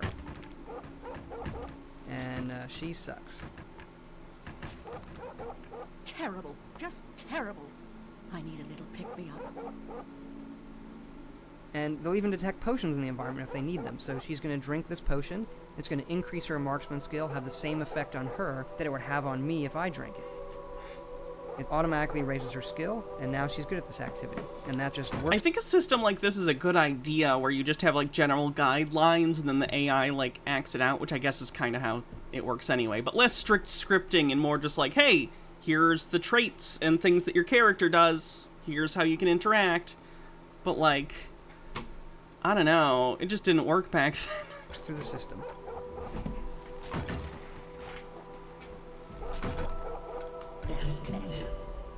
How strange. Claymore here. Okay. What else we got?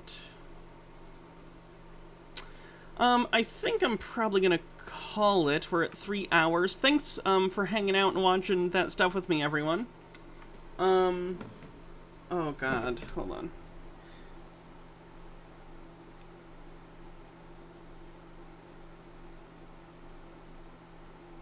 One sec.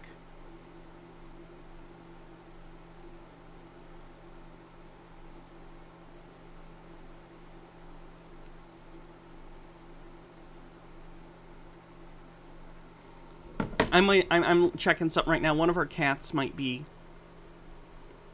need to go to the vet, so I might have to reschedule the Patreon stream for like tomorrow or Tuesday, because we might have to take Cass to the vet like right now.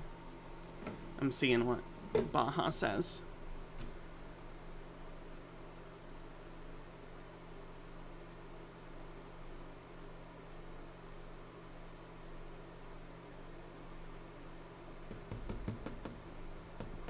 Sorry, I'm just waiting to hear from her so I know what we're doing.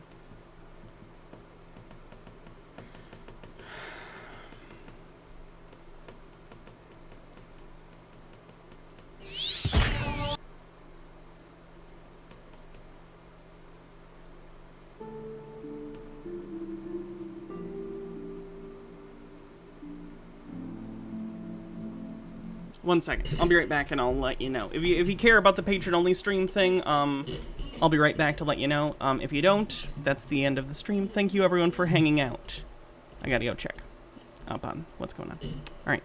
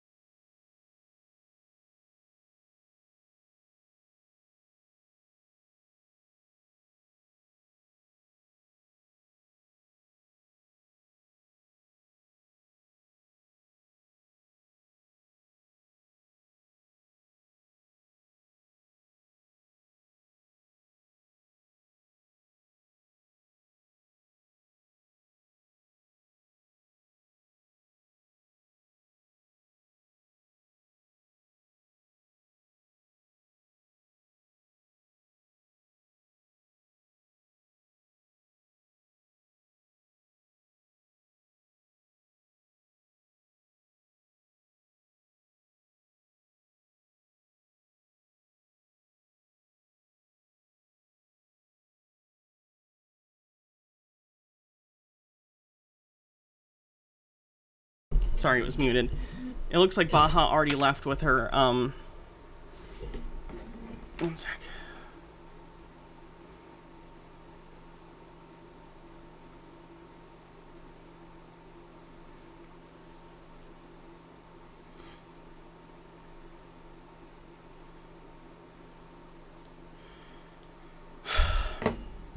Something's going on with, Cass's foot. Like she was limping, and we don't know what happened. So Baja took her to the vet.